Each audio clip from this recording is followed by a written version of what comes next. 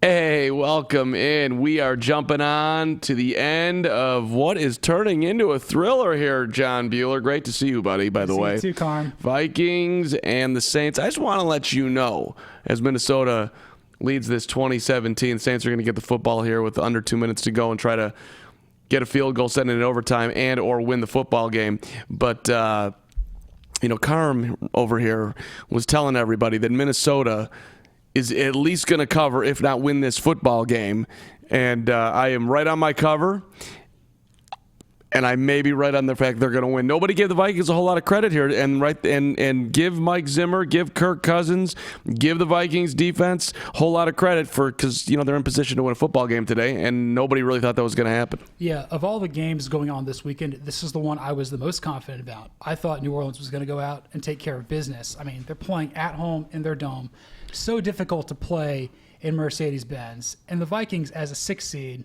They haven't really beaten anybody good this year. I mean, their best wins have been against the Bears and the Falcons, but they're playing pretty well. I mean, they're up by 3 inside the 2-minute mark. They didn't beat the Bears, just for the record. They didn't beat the Bears? They didn't beat the damn Bears. The Bears were amazing this year. Bears were so good. The Bears were amazing. Okay, their best win is against the 7-9 Falcons. Let me verify. I feel like let me verify your work because I know they didn't beat the Bears. They did not beat the Bears. Excuse me. They beat the Eagles. That's their other signature win. Beat the Chargers on the road. Damn it. Beat the Broncos at home. Beat the Cowboys on the road. Does that count? Played Kansas City close. Does that count? Only in horseshoes and hand grenades. How about they walloped the Eagles? How does that count? I guess that's their best. Yeah, you're right though. You're absolutely right. They don't have any. They have no signature wins whatsoever. But I just down the stretch here, the Green Bay game, they did not look good. The offense was horrendous. But other than that, Dallas, Denver, they played Seattle incredibly tough on the road. I fell in love with this Kirk Cousins led Vikings team. I thought they were every bit as good as Green Bay. Yeah, they were right there until week 16 on Monday night when they just kind of laid an egg, and then they were coming off a really big win, probably the most impressive one of the season on the road against the Chargers. We got the Saints driving here. 2nd and 4. New Orleans has the football on their own 35. Breeze back to pass throwing and complete to Jared Cook. Easy. Little first down, 10-yard gain. Jared Cook. Will Lutz has already missed one field goal today. Yeah, he's usually really accurate. He can pretty much make anything from within 50 out. But this they're showing this 43-yarder right now. Should have made it. That went wide right. Visions of Cody Parkey minus the double doink, 43 yards. He was on the Tennessee Titans roster this year. Congrats to the Titans, by the way. Great win. Great win for everybody. We'll get down and dirty on the Patriots in a second here, but let's finish. Let's see what the Saints can do here. Kamara from Breeze into Vikings territory. They're at the 47. 1:19 to go here. Clock continues to tick. Only one timeout for the Saints. One timeout. The Vikings, for the record, have 3. I doubt that's going to come into play here. Coming up on a minute. Breeze in the gun, 2nd and 1. Breeze over the middle. Complete to Michael Thomas. He catches everything, man. Everything. This is not the position you want to be in if you're Minnesota. Like right now, if you're the Vikings, I would be like, I'll take the field goal. Let's go to OT. Yeah, you're pretty much, maybe a few more yards from being within Lutz's range. Again, Cook puts his head down to the 30, to the 29, to the 27. Look at the big man rumble. Big dude. I was saying earlier, he played at a rival high school of mine, and we met them in the state championship. He just destroyed us. Jared Cook, he did. He was he went to South Carolina, just great time player. Ooh.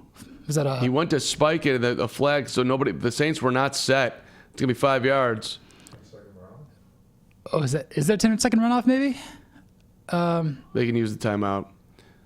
They have one left, but that does put them in a position where they can be less risky. That was not good by. Just, do you trust Lutz to make this next one? I don't really see the Saints winning it here with a trip to pay dirt.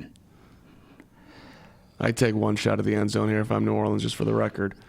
What are we going to do here, Mr. Zebra? What do we got? By the way, the Vikings led this game 20-10. They are illegal shift is indeed called. That does give you a 10-second runoff. The Saints apparently are going to use their timeout. I wouldn't even use the timeout. Takes it down to 11. You got one more play and you can call a timeout. Now they down it. Oh, no. Okay, I'm sorry. That was a replay. They could. So they're deliberating here on whether to use the timeout. I would not use the timeout. No, I wouldn't use the timeout until you're like within 4 seconds left. So, you've got to kick a field goal at that point. We're going to be looking at overtime here, Bueller. I think so. Some overtime situation. This has been a hell of a football game. It's been a hell of a playoff so far. It's been spectacular. Really. What was your favorite game yesterday? I survived the Texans-Bills game. I think we all did.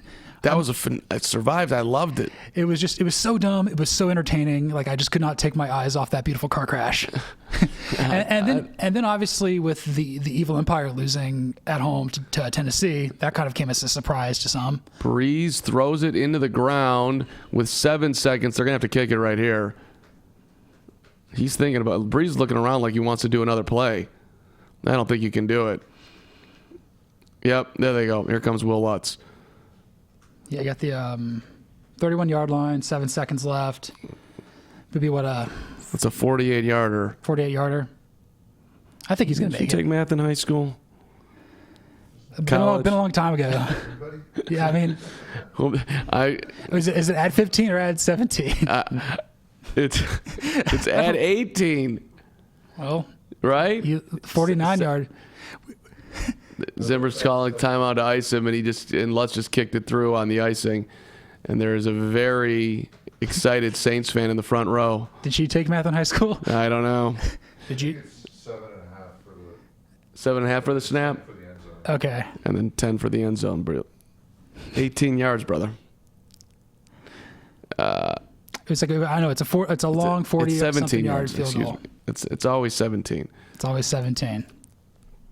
31 to the 38, 48-yarder. Maybe now, if they spotted it at the 31.5 and they ruled it the 32, then my math could be called into question. But we all know that listen, I won the times tables in third grade here, Bueller. 49-yarder, they're calling it. Here we go. Lutz. Kick is up. It's a line drive, and it's through. It's through. We're going to overtime. Ben in it. I don't know why I'm not happy about that, but I'm not happy about it. We got 2 more seconds. We've seen crazier things happen in this series between the Vikings and Saints. He did not hit that right. No, it kind of. I did not like how that ball looked out of there, but he had the leg on it and it went through. Oh, he had the leg by about 2 yards. Maybe more. Maybe call it 5 yards. But that wasn't the majestic kick that you're used to from Will Lutz. No, and I expect 50-yard bombs just right down the middle, and just the perfect spot, the perfect spin off the ball. So now it's Kirk Cousins versus Drew Brees in overtime, which is different than Kirk Cousins versus Drew Brees in both defenses for 60 minutes. Kirk is 15 of 26, 179 yards. He's been sacked a couple of times. He's made some big throws. Their biggest completion of the game, I was to Adam Thielen for 34 yards. Yeah. So no passing touchdowns today. It's a grind out. The problem that the Vikings have not been able to be, they haven't been successful in short yardage today. No, they've had I think in the first half they had one. They should have been able to punch it in for 6, with Dalvin Cook, and they had to settle for a field goal, which I felt that hurt. That did hurt. I mean, here's the squib kick. We picked up, downed at the 35, and we're going to overtime. And that will do it. That will do it. I kind of wanted to see Abdullah, just take it the whole way. I mean, Abdullah downed it right when he caught it. I don't know why they wouldn't put 2 seconds on the clock. That doesn't make any sense. No, they are going to put a second. They are putting 1 second on. There it is. I know they're going to put 1 second. I know on my time. I know my clock management here. You know your clock management. You know your times tables. Those are the 2 things I know.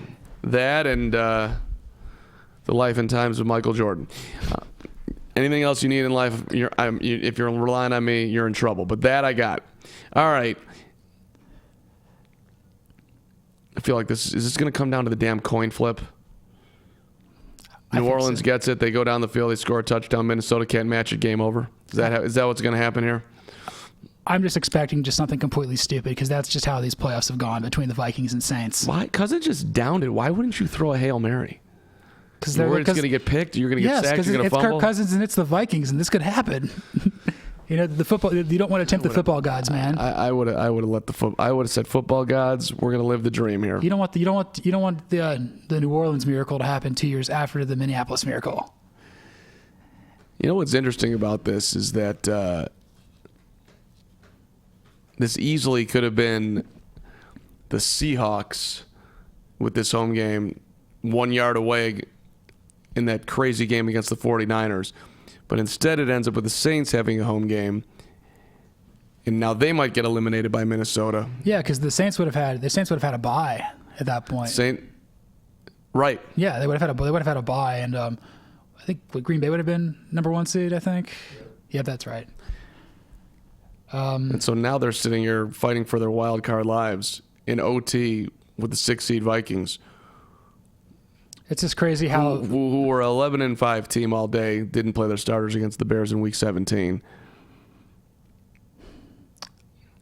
I just think it's nuts that 10 years ago that's when the overtime rules sort of changed. With so obviously the field goal is not going to win it here, but Vikings are going to get it. Vikings get it first. Who are you rooting for, Bueller? Vikings, man. I'm a Falcons fan. I hate the Saints. I respect this. I respect the team, but I'm a Falcons fan. I can't root for this. I can't root for the Saints. See, I'm weird like that. I'm a Bears fan, but Green Bay in the playoffs doesn't bother me. Minnesota in the playoffs, it doesn't bother me. Now that's sacrilegious to many Bears fans out there, but I have mad respect for Green Bay. I love that you're having a Miller Lite. Good job, Bueller. It's a fan-sided light. It's a fan-sided light. Yes. Right, fan-sided. Right. There you go. All right. I'm going to have to join you, Bueller. Have a cocktail with you as we enjoy this overtime. Takes the edge off. Takes the edge off, right. Are you feeling nervous sitting in the seat right now? I'm just beyond intimidated sitting next to you. No, I appreciate that. Did you make any New Year's resolutions? I'm trying to eat better, man. Eat better. And then How'd you do today with the Jets pizza? I just crushed 2 pieces of pepperoni and 1 sausage. I feel like I'm going to have a heart attack mid-game here. It's kind of more of like dessert food. Like I'm trying to not do that. Okay. So much. Cut out the sugar. Cut out the. You say you can feel healthier with just no sugar. Hunter Armour saying cut out the sugar, but in the. I mean, it's the whole chips, candy, soda, and ice cream. Isn't there a lot of sugar in the wheat in the white flour of a pizza dough? The sugar everywhere. So what we're saying is don't go and eat the 10,000 Snickers that are out in the kitchen right now. It's really tempting. It's really so hard. delicious. It's so hard. We got to stop. Honestly, we should make a resolution in this office: no more candy. That whole section, all the cereal too, is like. We should get rid of the candy and get rid of the cereal. Mm-hmm. Dan Selke would go work someplace else, but but that's okay. I mean, we'll follow. Imagine if we showed up one day and imagine in your office, everybody knows they have that one sugar guy. If you just took away all of it, the look on their face, right? You remove all the sugar and then you just wait for them to walk in the kitchen and see the sad face. Just do it tonight.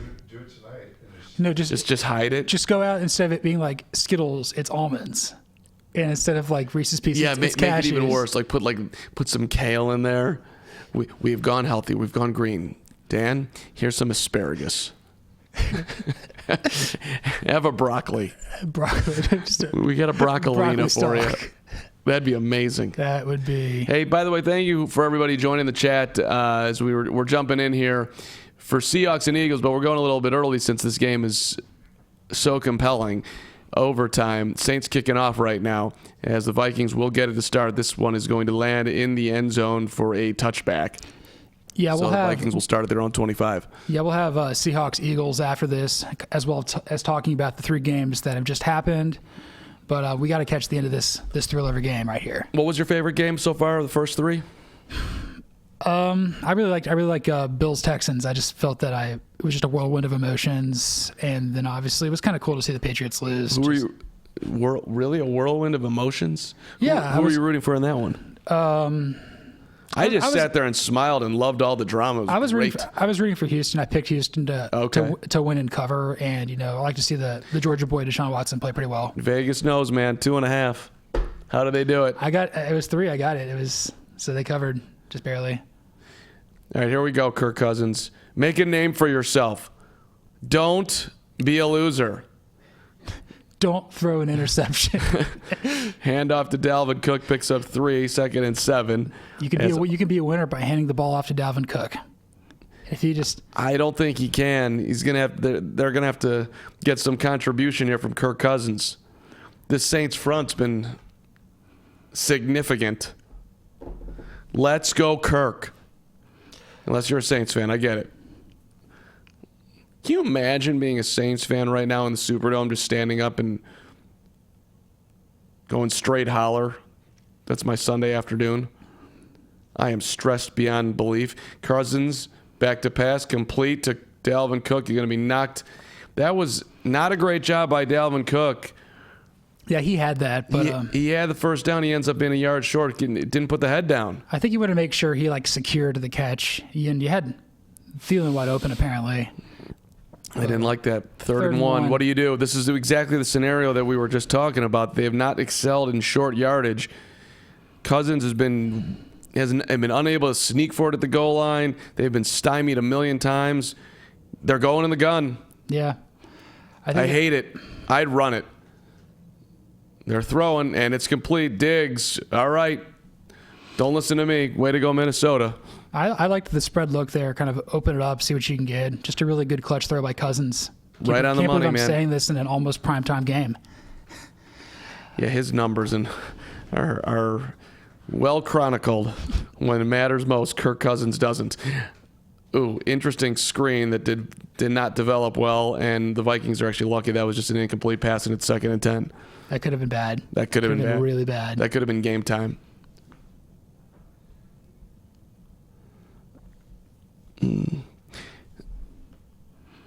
Jaden, what's going on? I see you on the chat here.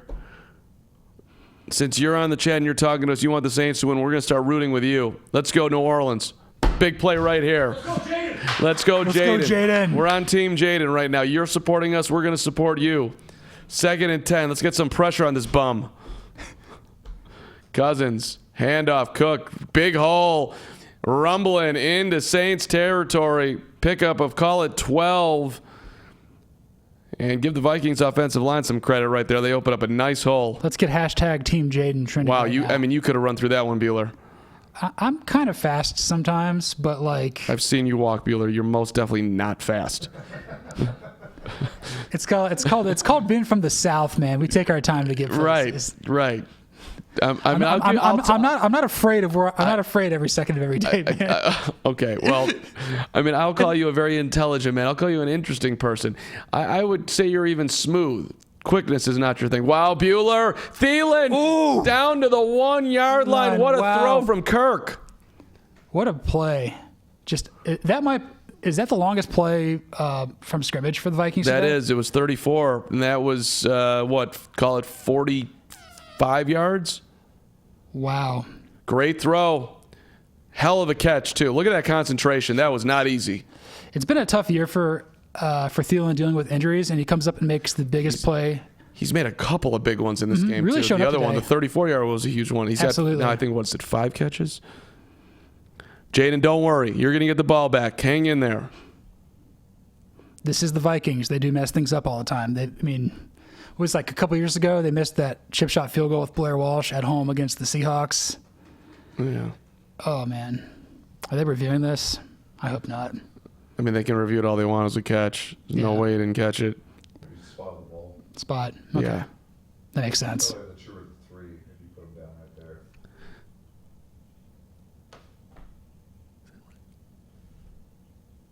Is that Yeah. right? Okay. Yeah, because it's first team to score touchdown overtime wins. So if the Vikings punch it in here, Touchdown, game over. touchdown, game over. Yeah. You got Dan Shed, which was What's going on, Dan? What's up, Big D? We're about you know what New Orleans needs right now? Hashtag Team Jaden. Hashtag team. We need some an illegal motion. We need a hold. Handoff, Cook to the one. Stood up. Maybe not even to the one. Maybe the 1.5. Yeah, I don't even know if he got back to the line of scrimmage there. Second and goal. I think this has got to be 4-down territory. Like I just feel like you got to win it here. I know like a field goal extends it, but like you're there. You got to just assert your dominance here if you're the Vikings. But the Saints, you just got to play one play at a time. If it gets to 4th and 1, I'm kicking. Because if you can't get it in the first 3, I'm going to run it 3 times right up the gut. This one's a pitch. I hate this call. Why would you do that? You just lost like 4 yards. They did it earlier too, and the same thing happened. A pitch to the short side of the field. God, that's so dumb. It's not a smart play. New Orleans, you're hanging in here. Yeah, anytime they've gone with a pitch with the Vikings today, it's been that. Jaden, you're hanging in. 3rd and goal at the 4.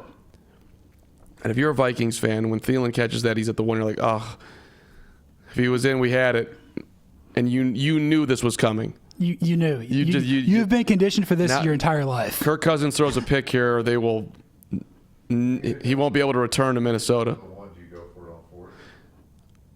Cousins to the end zone, lofting, touchdown. Oh my God, that was a bad job. Horrible. Kyle Rudolph with a game-winning touchdown. That was wow.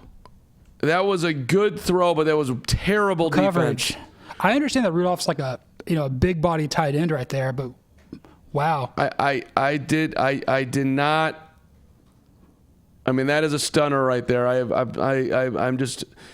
PJ Williams was the corner on that play. It never turned his head, and that ball was in the air for like 3 years. Okay, and Rudolph did push off a little bit, but Williams was pushing a little bit too earlier. Yeah, I'm not calling that on Kyle Rudolph. No. The ball's in the air, ball's in the air, ball's in the air, ball's in the air, ball's in the air. And I know this is slow motion, but you got to turn around, man. There's some upset people in the chat. Yeah, this is Jaden, I feel your pain, but I don't think you can take that away. This is just if this holds up, man. Oh, that's a pretty damn clear push. You could call it. They could call it. Wow, PJ Williams is legit crying. Wow. They're not going to look at it. Why aren't they going to look at it? Are they allowed to look at it? Wow. I mean, you got what a drive by a couple of big plays there by Cousins to lead his team to victory. That was incredible. I am just that is unreal, man. I did. Kyle Rudolph's talking. Nobody gave you a chance to win. At the Carm did. Damn it. So with this, that means the Vikings are going to be going to San Francisco and playing the 49ers next week. Hunter Armour is very pumped about that. And which means the game we're going to be watching with you guys, along with you guys next, is going to be going to Green Bay between the Seahawks and the Eagles. So San Francisco gets Minnesota. Mm-hmm. I mean, okay. That's a good matchup. I think the 49ers are better for sure, but Minnesota just went into the Superdome and beat the Saints. Huge win. Tough place to play. Huge win. Stunning moment. Kirk Cousins with a big time leap. Oh man. On the day, Kirk Cousins, not Kurt Cousins. We're not the Redskins. Was 19 of 31 for 242 yards in that one touchdown pass to Kyle Rudolph to win it. I'm in a stunned moment of. You're legitimately shocked over there. I am. That was awesome. What were you? I'm trying to. What did you think was going to happen? I didn't think they were going to go down the field and score a touchdown. I really didn't. But that was awesome. Yeah, I mean they went the whole way. They made a couple of huge plays. They were the better team today. I think the Saints gave them a lot of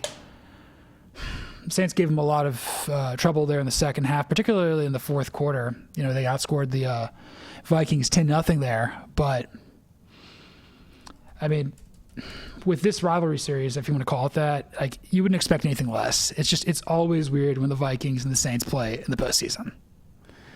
I'm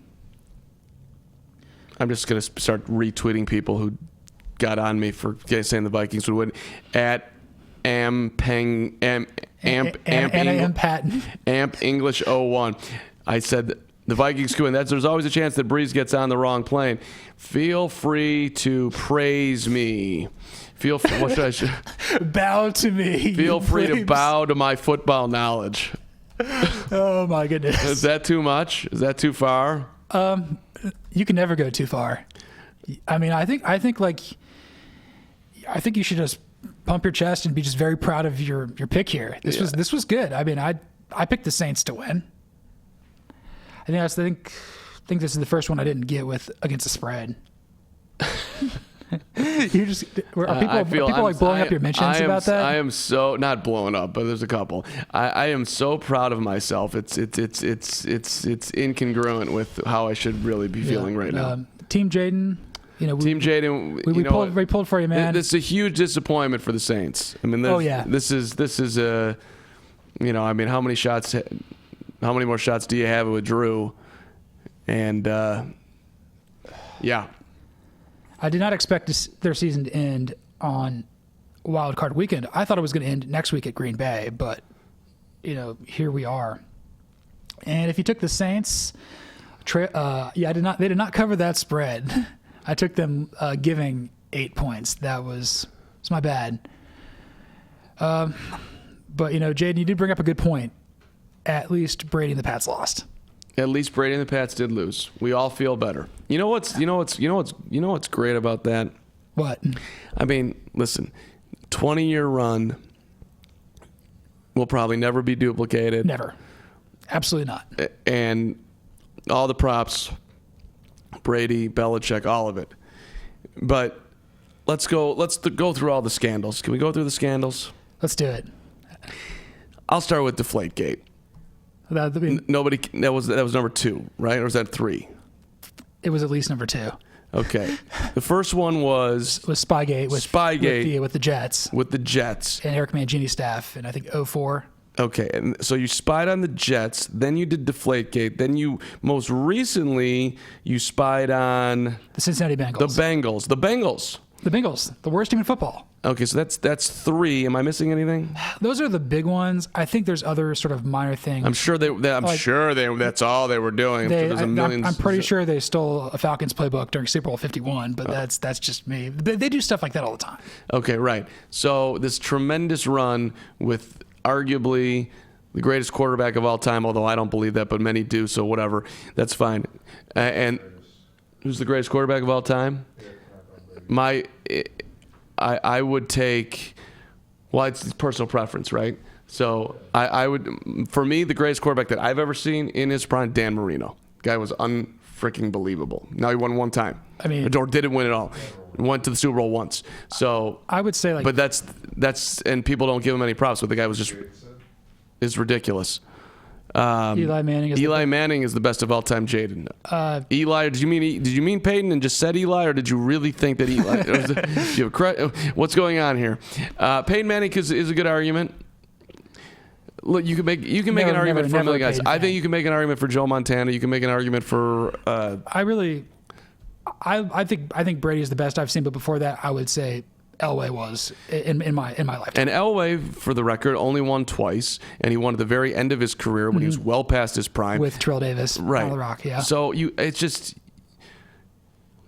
I just think we overvalue winning.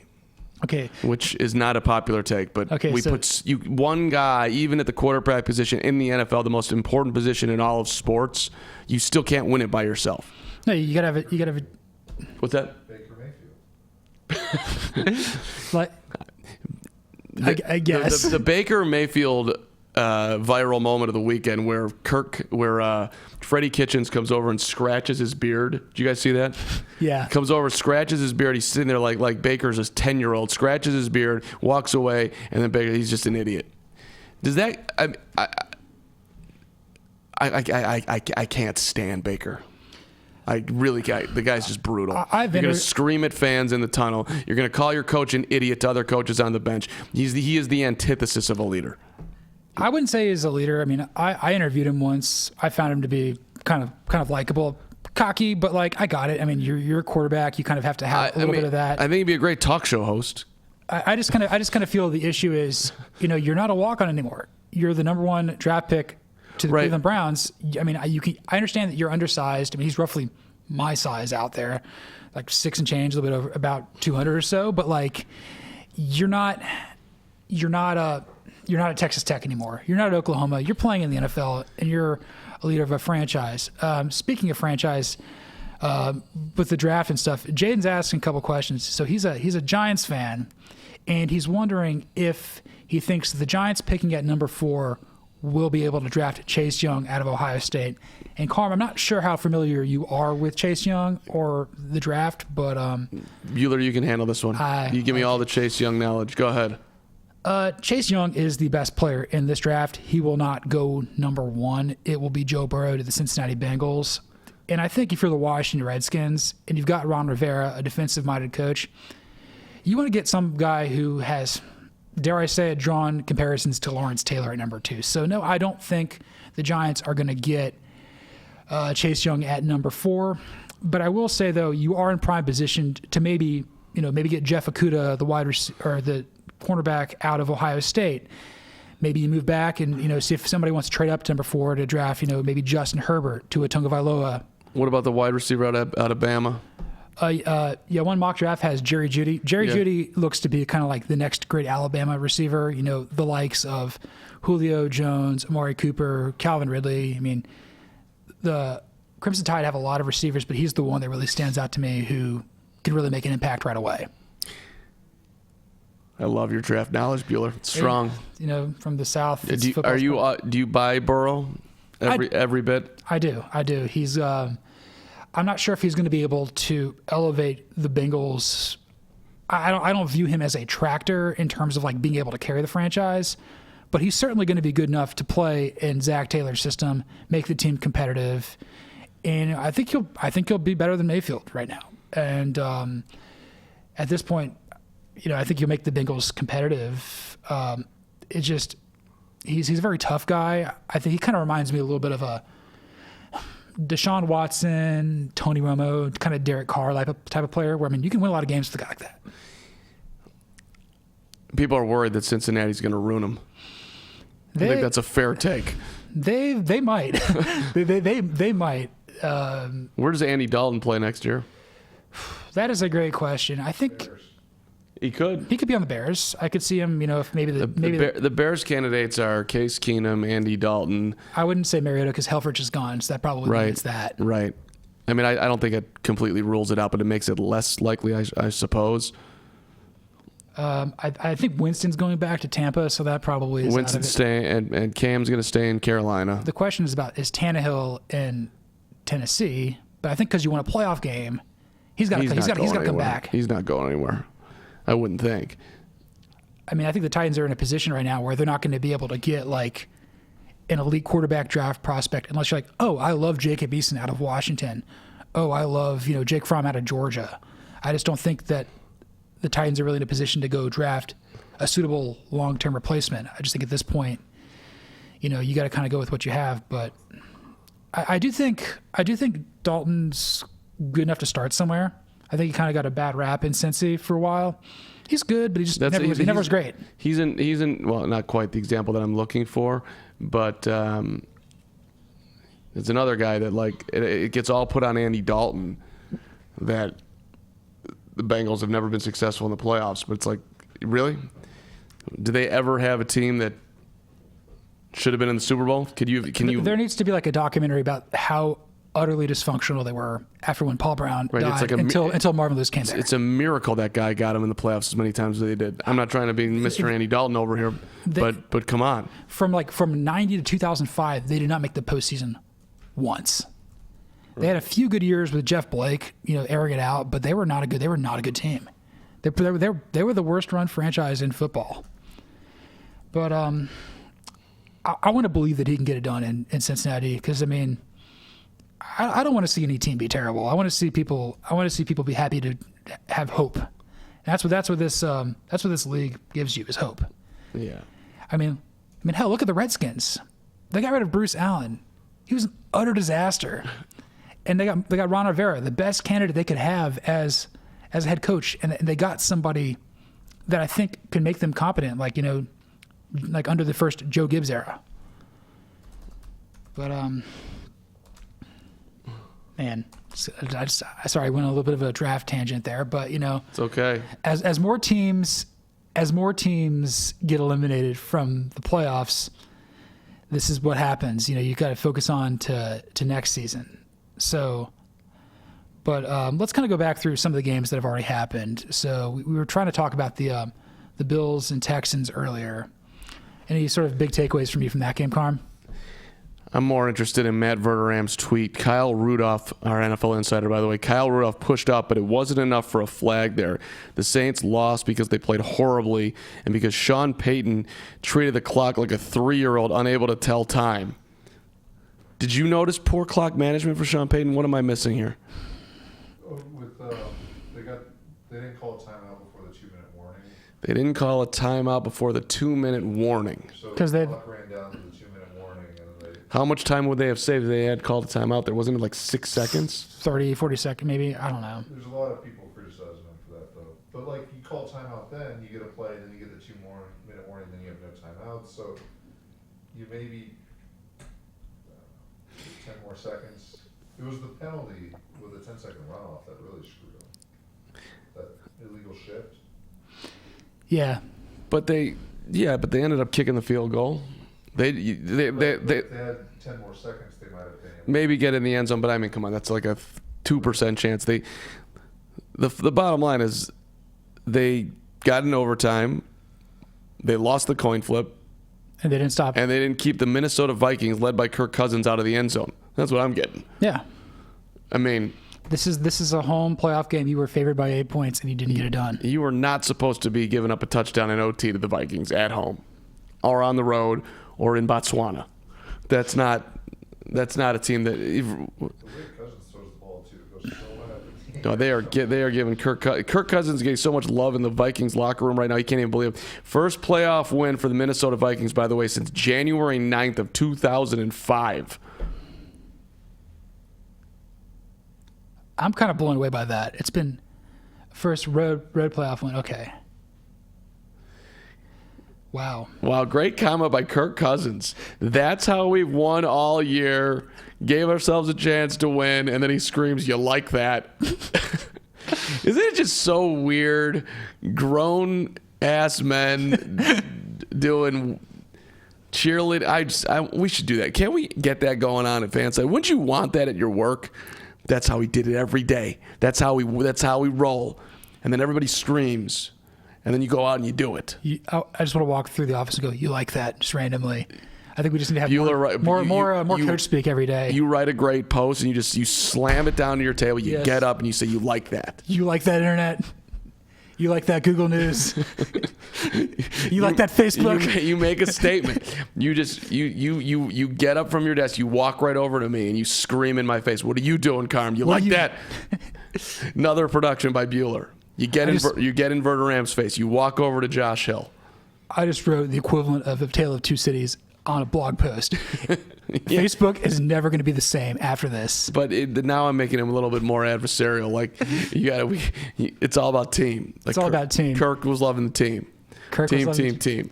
Yeah, I'm all for bringing more competitiveness, but to not be abrasive. I want to be just fired up. And I want to make a blog post and then pound a Red Bull and then do some push-ups, even though I probably can't do any anymore. I'm unathletic. You can't do any push-ups? No, I can do push-ups, but How many could you do, Red? I could probably do like 10.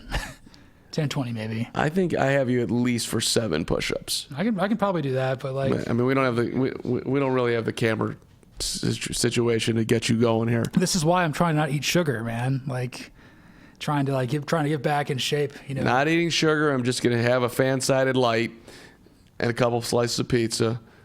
I mean, this is nutrition, man. That is. It's good. It's good carbs. This brings out the best in me, or There's the no worst in question. me. There's I mean, this is how posts get written, man. The last time we did a live stream, we had some nasty shot that you took. Like literally, Hunter pull out the sludge from the drain. I mean, if put a drop of vodka in there, and you're like, I'm in. If it's coming back, it's coming back. I also had to eat some of your bathroom fudge, which was, you remember that? Yeah, not my bathroom. Yes, you brought in some bathroom fudge. I was in my okay. It was all right. I'm a little weirded out by that. I was told it was Carm bathroom fudge. I had And received. I was instructed to eat it, and I did. I do. You want to know what I brought in today? I brought in some great popcorn with some chocolate situation in there. 2 big bags. Two big bags. Elite. I mean, but that's not. That would be sweets. So I don't know if you want to get involved. Could be a little. Maybe. Could be a little. Yeah. I could do stuff. All right. We gotta change this channel. Oh yeah, we do have to change this channel. Yeah, Hang on, I'll handle it. Where are we going here? I mean, Go down. Go down. We got college hoops coming on. I love Big East hoops just as much as anybody. You know, go Blue Demons. I love that you just brought up DePaul. 0-2 in the conference. Tough loss this week to Providence.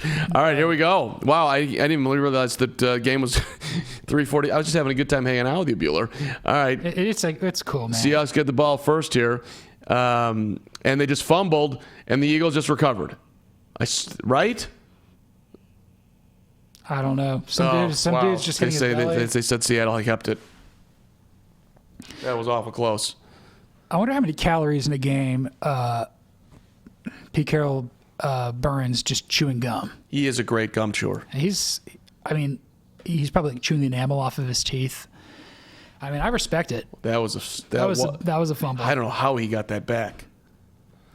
Well, Homer's like when Homer woke up at the start of the year, he woke up because like he was in a coma or something like that. I don't know, but like point is like, did he expect to be playing in a playoff game for the Seahawks? No, he didn't, and neither did Beast Mode and all that. Eagles are gonna have to do this through the air today. Lockett, you gotta catch that ball, man. Embarrassing. Kervon LeBlanc, former Bear, in and out of the hands of Tyler Lockett. So the Seahawks will go 3 and out to start the final game of Wild Card Weekend. Wow, you got to catch that football. You're right. So, what's your key to Seahawks and Eagles, Bueller? I think the big key is I think Carson Wentz just has to play with confidence. If he plays confident and he has the home crowd backing him up, you know, we could see him probably, you know, rise in a big moment because this is his first playoff game. We know that Russell Wilson will bring it because he's been in the playoffs all but 1 year out of Wisconsin, and he's won a lot of playoff games in the process. I just think if he plays well, even though he's got a depleted receiving core around him, people forget that it's his first playoff game. What do you mean it's his first playoff game? Weren't they in the Super Bowl? Oh yeah, right. Because he tore his ACL that year. Right, Nick Foles was the quarterback. And then last year, so he has no. It's interesting that with all the success the Eagles have had, this is the first playoff game for Carson Wentz, and he hands it off on the first play to Sanders, who picks up maybe one. I wrote a post earlier this week saying that, you know, Miles Sanders and Boston Scott could be a big factor for the Seahawks or for the Eagles in the ground game. I think if you can kind of lean on them, maybe sprinkle the ball around to Dallas Goedert, Greg Ward Jr., maybe you get a chance to, you know, win this game at home. Because, I mean, the Eagles play really well when they've got a chip on their shoulder. Nobody expects them to win. They're probably viewed as the worst team in the playoff picture this year. I think they got a great chance to win this game. I mean, yeah, Seattle is Oh depleted. my Wow. God. Pitch, lost. Wentz picks it up, fires it, out of bounds. Great job by Carson Wentz to pick that up and get an incomplete pass out of it and not lose any yards. It's going to remain 3rd and 8. That was... So there's just a lot of interesting storylines here. The Eagles are great at picking up first downs. Number 3 in all of football. So they're going to be, in theory, they'll be able to control the clock here. They got a good offensive-minded coach in Doug Peterson. He's really kind of come into his own this year because you lost a lot of really good coaching talent in recent years. You know, Frank Reich now with the Colts. DiFilippo, I think, is on the Jaguar staff now. So he was kind of had them, but he's been doing a great job with kind of a makeshift roster of late, offensively. Trying to go deep there to who was that? That was a slightly open wide receiver. That was Greg Ward, former Houston Cougars quarterback in college. Good knowledge. Ward had a step on the defender, but they were unable to convert. So the Eagles will punt. Both teams going 3 and out to start here. David Moore going to return the kick for the Seahawks. 12:34 to go, first quarter. Punt is away cleanly. Ooh! I don't think that's going to be called, but the punter just got knocked down. And now we are going to have a flag as 39 on the Eagles just went running into the punt returner, and that's going to be 15 yards on Mr. James. Yeah, probably that'll be pretty good field position for Seattle. They'll be like near midfield. Maybe like he clearly called a fair catch, and he just went right after him. I don't know what James is thinking. I didn't see it actually from the last second there. By the time he lifted up his head, I don't think he saw it either. No. Let's see. We got an important question here in the chat. If an Eagle and a Seahawk fought in real life, who would win? An actual Eagle and a Seahawk? Is that what we're saying? Mm-hmm. Like two birds of prey going at it. Hang on a second here. I got to look at pictures of real Eagles and real Seahawks. Okay, I'll look up. You go. I'll go Eagles. I'll look up. Okay. I'm a visual person here. Okay, so let me see the Seahawks. It's like I got to go with the Seahawk. Like that, look at that thing. That Osprey just looks frightening. Yeah, I mean the Eagle. He's cool and he's but making moves. But you got to remember, man, this is America, and I feel like if we don't say it, Eagle is going to win, then we're anti-American. Why is it anti-American to? Because it's a bald eagle, man. But Seahawks. I don't know if I'm missing out here. To explain why a bald eagle is American. Yeah, but why is the Seahawk un-American? It's just not our national bird, man. It's not as American as it the could Eagle. It could be very American. The American Eagle versus the Seahawk. I think. I feel like all birds are. I think all birds are welcome American. in this beautiful country of ours. Yes, just pro birds. I didn't want to dog the Seahawk. You're welcome here too, buddy. You don't have the same cachet, but come on, they're the Seattle Seahawks. Osprey, Seahawks, Eagles. That would be.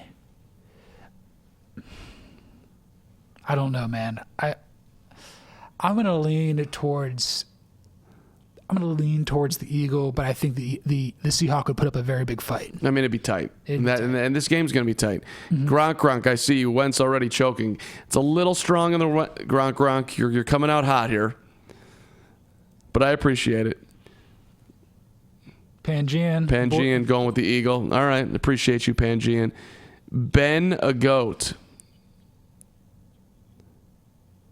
If it over the sea, the Seahawks will win. If it's over the sea, the Seahawks will win. I think that's a very... That is an amazing point. That's a depthful, fascinating... It's in its habitat. Right. I mean, there's a reason that we're all together on this Sunday afternoon. We're all going to learn from each other, and Ben a goat, I really appreciate that opportunity to digest your take and feel what you're cooking. You know, Thank you. I feel like a Seahawk would have Poseidon on its side, and I think that is really important here. Yeah. Who wins in a fight, Russell Wilson or Carson Wentz? Let's go there. What kind of fight? Like a put him in the a bare knuckle. Let's boxing. go octagon. Let's go Conor McGregor, Jorge Masvidal. I'm gonna go Russell Wilson because Carson Wentz gets hurt a lot. I mean, he's definitely got the lower center of gravity. He'd be harder to get at. He's faster. But Wentz would have the reach. He would have the reach, and he'd be like probably out of control and flailing. That is true. Wilson would be all compact and yes. Yeah, probably be a good get him on the ground type of situation. Wilson rolling left, now running, going to pick up a first down and more. 40, 30, slides down inside the 30 to the 28. Big pickup. Baseball Russell slide. Wilson. Yeah. Remember when he was mic'd up earlier in the year? Which game was that? I forget who they were playing, but they mic'd him up, and it was the least interesting commentary that in the history of anybody being mic'd up. Let's go. Let's go. Let's go. Come on. Let's go Hawks. I'm like, okay. So he's exactly how you would expect. Little pitch. And big yardage again inside the 20. Another first down. They've been going with Homer a lot here. I don't think I've seen Lynch yet. Well, you can't, you're not, Travis Homer's going to get the ball a bunch here because. Right. You're not going to. I mean, this is the fourth guy on their depth chart. Because you've got Chris Carson, Rashad Penny, and CJ Procise are all done for the year. Right, all out for the year. And you're not, I mean, I think you can, in certain situations, you can use Marshawn. He's out there right now. But you're not going to, dude's been chilling. You're not going to give Skittles the ball 30 times today. But I feel like he's one of those runners where, like, if you give him, 20 carries, then he's really kind of at his most effective because it's like, just basically have him run power a bunch. Even now? Well, that's the type of runner he is. It's like last night with the Titans game, Derrick Henry got better as the game went along. So, there's certain runners. He was phenomenal. He was. Guy's a straight beast. I mean, he has to be first team All Pro. I mean, he wasn't he? No, it was McCaffrey got first team All Pro? Really? McCaffrey was first team All Pro for running back and for flex. Derrick Henry was second team for running back and for flex. See, I would have thought you would have put like flex is something like you would probably use like McCaffrey and Tyreek Hill. Like that's kind of encompassing all of their skill set. But then I don't know, I don't understand that. But Marshawn up the middle. Wide receiver at flex. But you a do, yard. You do bring up a good point, Hunter. Maybe it is kind of like because Henry beat out McCaffrey for the Heisman, then he beats him out for the All Pro. Like their big breakout years professionally. You got George Bliss on. George Bliss is watching. George Bliss. Oh, Bliss. You are. What's up, Giorgio? Well, we're coming to Miller's Pub after this. You want to go to Miller's Pub? You ever been? Absolutely. Let's go. It's on Van Buren. Absolutely. They do a great burger, Bueller. Great pan-fried whitefish. Really? That's good shrimp cocktail. Have yourself one of their many beers on tap. Wilson back to pass. To the end zone to no one. That it's going to land incomplete. Third and 9. So why is Lockett Seahawks looking for a flag there? The ball wasn't even close, and he needs to just play better. Come on, Tyler Lockett, get it together, man. I come on, man. Oh my God. Fletcher Cox just absolutely ate the Seahawks center. He's so terrifying. I just feel like anytime any center goes up against Fletcher Cox, you're just like, this is not going to end well for me at all. 35-yard field goal is blocked. It is blocked. And the Eagles will keep the Seahawk off the scoreboard. And that is not what you wanted. No, it's not. From a Seattle standpoint. You don't want to give the Eagles crowd momentum there. Looks like it's going to. Man. Did you know, John Bueller, that according to the Elias Sports Bureau, this is one of the notes that I have for today, the 2019 Eagles, they're the 6th division winner since the 1970 merger. Okay.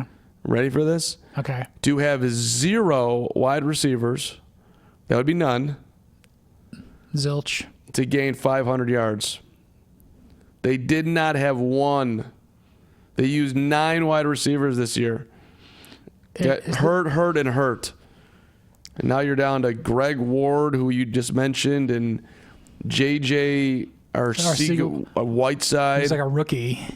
who no one's ever heard of, Deontay Burnett, and Robert Davis. That's nothing against the Arcega Whiteside family, by the way. You're great people, and congratulations, you're in the NFL.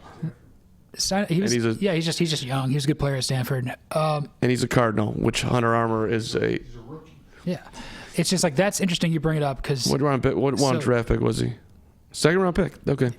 So it's like 6 teams that have won their division since the merger in '70 have not had a 500-yard receiver all the way back to 70. And you have to think that that's probably skewed pretty heavily towards that era, kind of when like it's more ground and pound. Like, maybe some of those O.J. Simpson's Bills teams, maybe some like Love You Blue, Earl Campbell teams, maybe some, just thinking like really run heavy teams back in the 70s.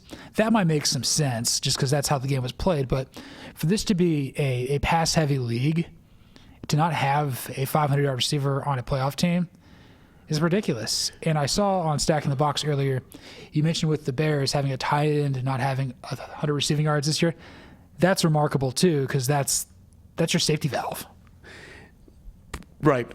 I know. That was not 100 yards for one Bears tight end. You got to go all the way back to the 60s.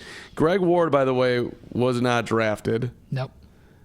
Robert Davis was a 6th round pick. Okay. All right. And Deontay Burnett was not drafted. And JJ, who we mentioned, was a 2nd round pick. So if for the teams out there that are saying injuries held us down this year, a lot of teams are saying that. The Eagles, now granted they were in a terrible division and the Cowboys embarrassed themselves, and Jason Garrett is still trying to somehow keep his job, which is interesting. Did you see that? Yeah, he keeps on calling up Jerry Jones and saying, no, I want to do it. He's just bargaining, man. It's so pathetic. Just go home and take your cash, you goon. Come on, dude. It's a little bit of pride. I understand he's never going to have a job that good again in his life. He won't. It didn't work. You did it for a decade? You made America's team mayonnaise. You were boring. You did nothing. You just clapped your hands a bunch. Go home. It's actually an insult to mayo. Mayo is a delicious condiment. I mean, okay, Miracle. He was like, I would say he was yellow mustard. Like, that's an insult to mustard. It is, but I'm trying to throw nice respect to the brown mustard. It was ketchup. Richard is saying that yellow mustard is trash. By the way, thanks again for everybody checking out the chat today. Jaden, appreciate you sticking with us. I see you coming back. We love you. As we have no score in our final wild card game. First quarter. Mary Clark's going to be stopping by in the 2nd quarter. What are you going, Bueller? What are you going to do? Probably going to write some stuff. What are you going to write? Why do you got to write anything? This is where it's at, right here. I mean, that's how I get paid, man. You get paid for doing everything here, Bueller. You are multi-talented Bueller. 3rd and 7. The multi-talented. That's even better. Let's trademark that. Wentz in the gun. Wentz looking left. Wentz complete. And there's our guy. Right out of Stanford. Arcega with the catch. Arcega with that. The announcers say it. It's weird. Like, is that just a Al Michaels thing, or is that just everybody? That's the proper way to pronounce it. Arcega Whiteside. Calling a hold on the D. So like you have to like lisp Arcega, but you have to say Whiteside correctly, because like that's got to be kind of confusing. Arcega Whiteside. Got it. Arcega Whiteside. Got it. That was a nice, solid slant route. Nothing fancy. Got himself open. Good throw by Wentz. Good job by Arcega Whiteside. George Bliss compares Jason Garrett to McDonald's secret sauce with bacteria. Well, I don't know if he's quite that bad. Bacteria will kill you. I mean, when was the last time the Cowboys played in a conference championship Okay, game? fine. I was in kindergarten when that happened, man. It's that long ago. It has been more than a moment, which is, that's amazing about Dallas too, by the way. That somehow, some way the Cowboys have this major cachet, like they're the Yankees or the Lakers, the Patriots, whatever. Those teams win. Right. Dallas is just, they're closer to the soap opera. That makes sense. That was before your time, Bueller. I know what a soap opera is. Yeah, but do you know the show Dallas? I'm familiar with the show Dallas. That was a big deal back in the day. Wentz is almost going to get killed, but he doesn't, and he throws incomplete. It's intended for Sanders. Looking for a flag there. Not going to get it. 3rd and 10.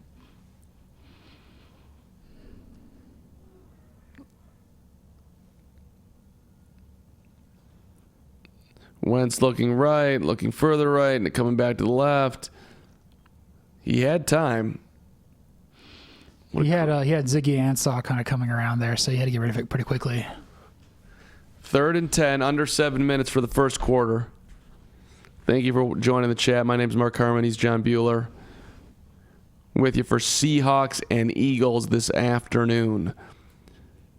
Dumps it off, and that's going to be short of a first down. The Eagles pick up, I don't know, call it 5 yards.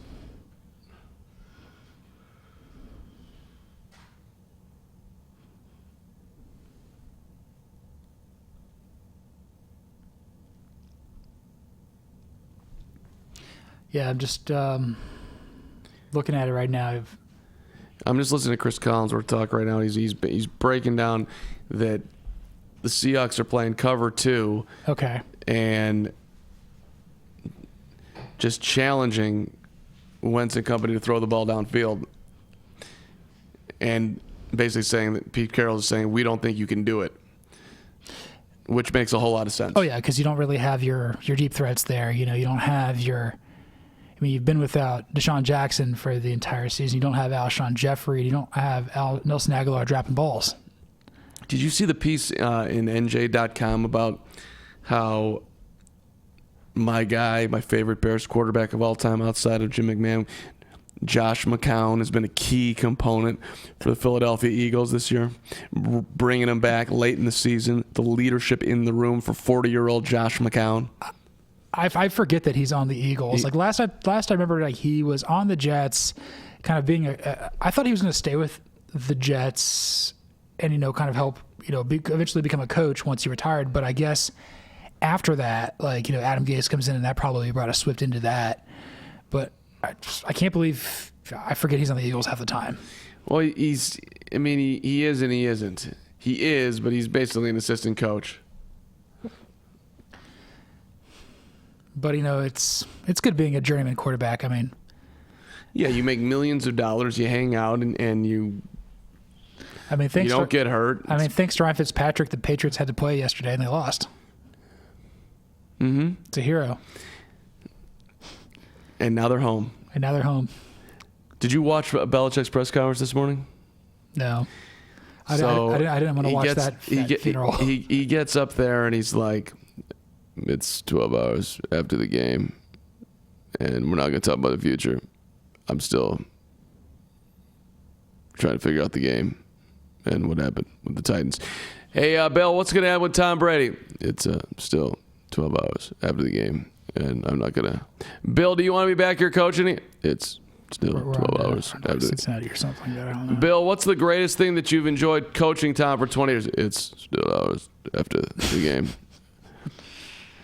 Bill, are you happy for Mike Vrabel, your former player being successful and beating your ass? I thought that was the dumbest question. There's 1,500 people in football. I was just focused on the Titans, not any particular person. Bill, are you going to do anything different this offseason? I'm not prepared to talk about myself in any way, shape, or form. It was great. I was watching. I'm like, I feel like I was there. So happy to not have to deal with the Patriots at the Super Bowl this year, and we'll miss you too. But it's like you guys are so freaking boring and so stale, and I'll miss them too. Like it was a tremendous dynasty, and I think it's fairly safe to say that it's over. Although somehow people think that like Bill Belichick's just gonna, as long as he's there, the Patriots are gonna be there. Who's more important, Belichick or Brady? It's Brady, man. It's Brady. It's always the player, man. Always. Montana or Bill Walsh. Montana. It's Brady because he allows Belichick to coach him in that manner. If Brady doesn't buy in, the team doesn't have probably as many Super Bowls, or almost certainly not as many. Right. It's Brady. I mean, it's like it's by a slim margin, but it's Brady. Who's more important? Literally any coach and quarterback combo of all time. Brett Favre, Mike Holmgren. Oh, I'm going to go with Brett Favre. Well, Mike McCarthy, Aaron Rodgers. I'm gonna go. Actually, I would say probably Holmgren in that situation, just because Brett Favre was a complete train wreck in Atlanta, and he was not going to be. He was just a bucking bronco, needed to be tamed. Yeah, but like any other quarterback coming into the league, they need to grow up. You think that Brett Favre became Brett Favre because of Mike Holmgren? Oh yeah, dude. Brett Favre was a complete train wreck in Atlanta in Southern Miss. This is a Bueller Falcons angle. I mean, I don't remember him in Atlanta, so I can't speak to it like you can. But Buckhead does. Oh man.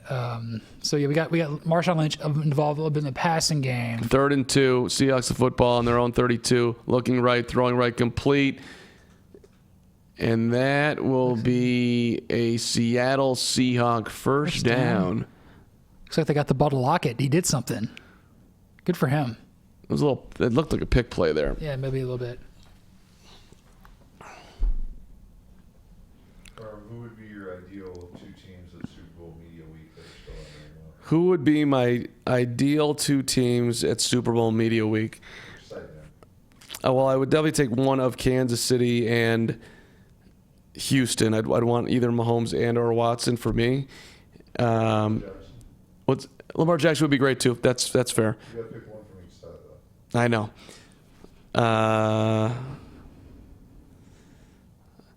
From the NFC, I probably would pick Green Bay, and from the AFC, I'd probably pick. For my own sanity, I don't think I can handle having Kansas City there just to deal with Verderame. So let's go with the Ravens. I mean, I think from an entertainment standpoint of like having to cover it would probably be Kansas City, but I think it would just be so much over the top. Kansas City would be a ton of fun. It'd be fun. I think I picked who did I end up picking? I think I picked Baltimore or San Francisco at the start of this, so I think I'd probably lean with that. Because I think with the 49ers, you've got some very interesting people as well. I think George Kittle could be a very interesting interview. Richard Sherman, we know is. Richard Sherman would be great. George Kittle, okay. You got Kyle Shanahan back in the Super Bowl. Probably have that kind of angle. Jimmy Garoppolo back in the Super Bowl, but he's playing now. There's good angles there. Yeah, there's good angles. I do like the Aaron Rodgers one too. That's where I was going. That would be kind of. I'm going top of the food chain. Give me Aaron Rodgers at the Super Bowl, although he could be a real. 49ers Titans would be amazing. Wilson looking right, running right, throwing, complete. Wow. Great throw and a great job by DK Metcalf getting himself open. I don't know how he did it. He's huge. He's jacked. That's how he did it. I thought where he caught the football, there he goes. It almost looked like he was going to be out of bounds. But he was going towards the sidelines and flipped himself around a near 360. And a great job by Russell Wilson finding him. That is unbelievable. Their last year at Ole Miss, they didn't even go to a bowl game. Like, how is that possible? I mean, it's coaching, but like... Seahawks are going to be called for illegal procedure motion. Here's a good question, Carm. Let's just say, for example, in the game we watched last night between the Patriots and the Titans. Mm-hmm. The Patriots used the last pick in the first round to draft wide receiver N'Keal Harry out of Arizona State. Really good college player. Didn't make much of an impact this year. Okay. Tennessee drafted A.J. Brown, who went over 1,000 yards and may win Rookie of the Year for the Titans. If A.J. Brown was on the Patriots, do you think they advance? I think, yes, I do. Because you're talking about what was a 1-point game and another option for Tom Brady. And I think if you put a couple more players around Brady, they'd still be going. Near first down there, another completion. Tyler Lockett to the 30. You know who looks in control right now, John Bueller? Russell Wilson. He's one of my favorite players in the NFL from the quarterback position. He's a former middle infielder. He kind of plays the position like a second baseman. I love the touch on his passes. His leadership's great. Doesn't really make excuses for no matter how bad the offensive line John Schneider assembles. I think this is he's playing with a lot of confidence right now. It'll be interesting to see if he can continue that into the final 3 quarters of this game. The big B from Jaden. Who am I missing? Who's the big B? The big B. Well, I mean that could be Brady or Belichick. So I don't really know. Who's B better. squared. B. Do you think he's back in New England? Brady? Mm-hmm. I think so. Do you really? Well, because I don't think Bill Belichick is going to be cool with him going to the Colts. What about cool with him going to the Chargers? You can go to the Chargers and not make the playoffs. Bears. Or the Bears. He ain't coming to the Bears. He's not that out of his mind. But that would be interesting. The question is like, does Brady deserve $30 million annually for this market? Yeah, I think that's probably his worth. Do I think he's going to be able to play until he's 45? That's debatable, but like, you know, he's taking a discount for you year after year after year. You know, you can't like. There are certain players that you feel very comfortable paying for past performance, and in New England's case with Tom Brady, I mean, come on. Yeah, if it's the Kobe contract, it's the Kobe contract. Right, you take care of your own there, but if he wants to try and get another shot at it, and he doesn't think his best option is in New England, he wants to go. That is a great point, though. Maybe he doesn't buy into the team too much anymore because Julian Edelman's not what he was. He had that drop on 2nd and 6 yesterday. That was bad, but he still caught over 100 balls. Mm-hmm. I mean, it's not like, I don't know. Edelman's not the problem. It's the fact they don't have anybody behind him. No, yeah, it's just not having Rob Gronkowski just changes everything because when you have that lame come out of retirement, Gronk, help your guy out. His last year under contract in New England, going into free agency, you can't. Why be so selfish? I'm kidding. He can do whatever he wants. It's his life. I just think he's just too beat up physically. But the thing is, when you have a player like Gronk or like a Travis Kelce or any tight end that's that good, your first progression is like to the tight end. So you're viewing the middle of the field so you can see the entire outside as opposed to like, you know, looking outside. It basically makes you pass a little bit quicker. That's from what I understand. But, you know, just not having that safety valve. Carson Wentz is... So Wentz went to the medical tent. Now he's headed to the locker room. I do not know why. Twitter, tell me what's up. I just see a lot of WTF Wentz, Wentz, no Wentz. What is wrong with Wentz? Wentz hates the playoffs. Wentz Dunzo. Okay, so they're showing it again. He's going with the independent concussion specialist. He got, as he was falling to the ground, he got helmet to helmet from Jadeveon Clowney, and then his helmet hit the ground. And they're just making sure that he doesn't have a concussion. So I'm going to think that was not a concussion and he'll be okay. 3rd and 3, Wilson in the gun. Wilson looking right, throwing right. Pass is deflected. Should have been picked off. And incomplete. Was floating for a while there. Epps had that. That was really close. But does that mean Josh McCown? That's exactly what it means. Oh my goodness. The aforementioned Josh McCown. Like, was his 4-game stretch or that season with the Bears like just the greatest thing ever for you? It wasn't a 4-game stretch, sir. Of like truly elite play. Let's go. I mean, it was like a 7-game stretch of elite play. Here comes the field goal that is going to scoot through from 49, and the Seahawks are on the board. Yeah, Myers gets redeemed from getting the previous one blocked. So Seahawks strike first. Seattle out to a 3-0 lead. John, am I going to see you again on the chat after the end of this first quarter? Will we see Bueller for one more stanza? Yeah, I will probably be back here sometime in the second half. I know that Matt Verderam is going to be coming in. I believe Josh Hill is going to be coming in. Mary Clark is going to be coming in. Am I leaving anyone off here, Hunter? Seems right. Yeah, that may be the crew today. I mean, I feel like Hunter should be stepping in and sitting in here spewing knowledge left and right today. Saving it for the 49ers. NFC Championship. Hunter saving it for the 49ers if they get there in the NFC Championship game. We shall see. Who will be facing the Vikings next week. So, obviously, the game we're watching today with Josh McCown about to come in. God. He was coaching high school football. Nate Sudfeld. Third stringer. Yeah. Indiana. Mm-hmm. Yeah, former Redskins quarterback. He's from Modesto, California. Beautiful city. Is Modesto, California? Is that near where you're from? Middle of nowhere, California. Okay. Can you imagine if you're Josh McCown right now? I was retired. I was working for ESPN. I was coaching high school football. I'm 40 years old. They call me up. They want to pay me. I'm not going to turn down more generational wealth. So I will sign up with the Eagles.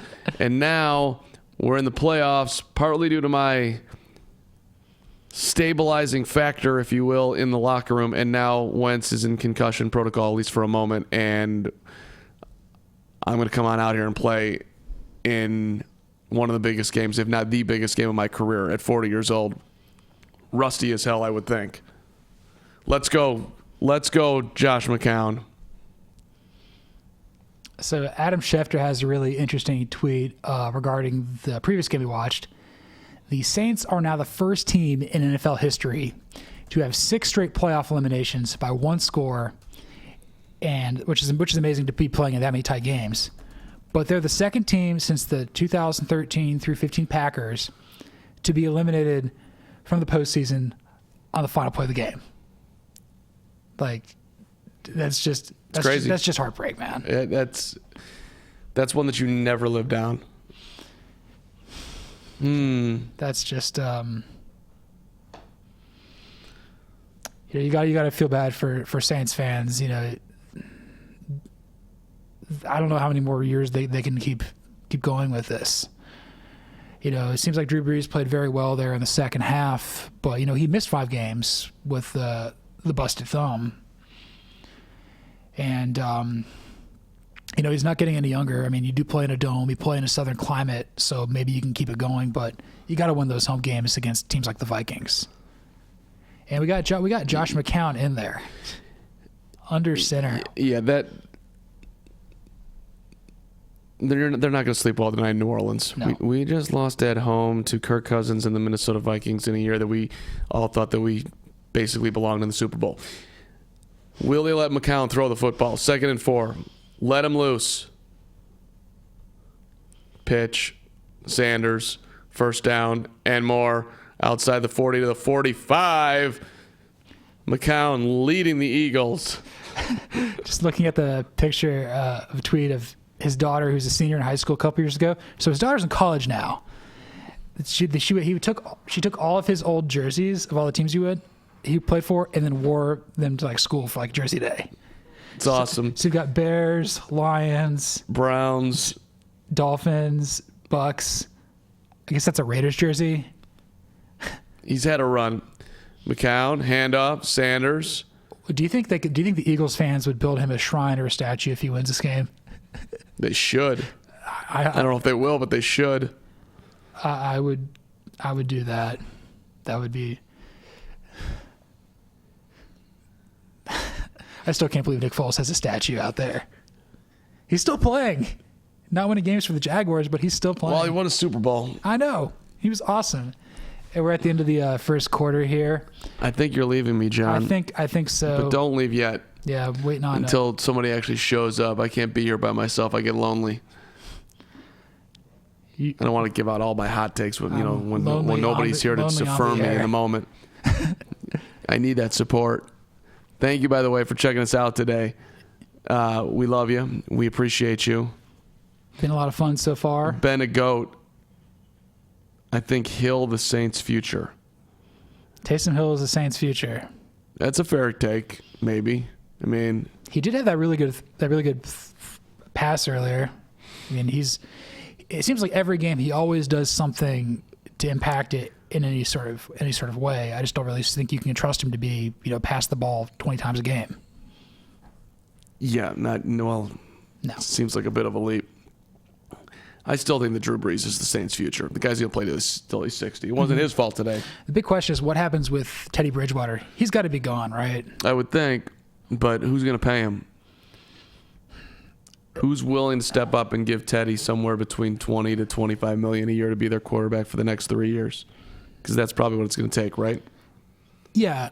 I don't think people are like overly concerned about the medical at this point. It's just kind of more of like need, really. Like I think people are kind of like, okay, he can play. He's healthy. We can kind of do this. But right, but he's, and I like Teddy a lot. He's been effective, but he's middle of the road. Oh, here comes Matt Verderam. I thought I was getting Mary Clark. Nope. No, this is Matt Verderam. Are you moving out, Bueller? I am moving out. All right, here comes Verderam. Our NFL insider is about to sit down. All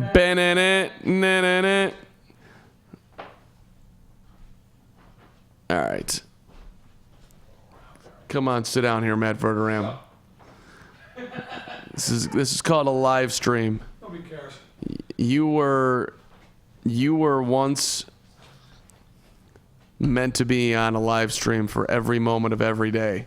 But now we just get you for the fourth quarter. What's up, buddy? What's going on? It's your take on the first quarter of this football game. Carson Wentz in the concussion. Comfortably warm with how it happened here. Bueller, you had a warm seat. Warmed it up for you. I don't trust him for a minute. I didn't smell anything foul. I think you're all right. Yeah, we'll see. There's a lot of body heat. All right, what do we got? 3-0 second quarter. Have you been watching? You've been writing. What have you been doing over there? I've been doing both. I've been doing my job. Well, I think the important thing right now is that Josh McCown is in at quarterback and Carson Wentz is back in the locker room and might have a concussion. Yeah, it's not great. And my guy Josh McCown is my all-time favorite Chicago Bears quarterback outside of Jim McMahon, but he's 40 years old. All you need to know about the Bears quarterback. It's true. That is probably all you need to know.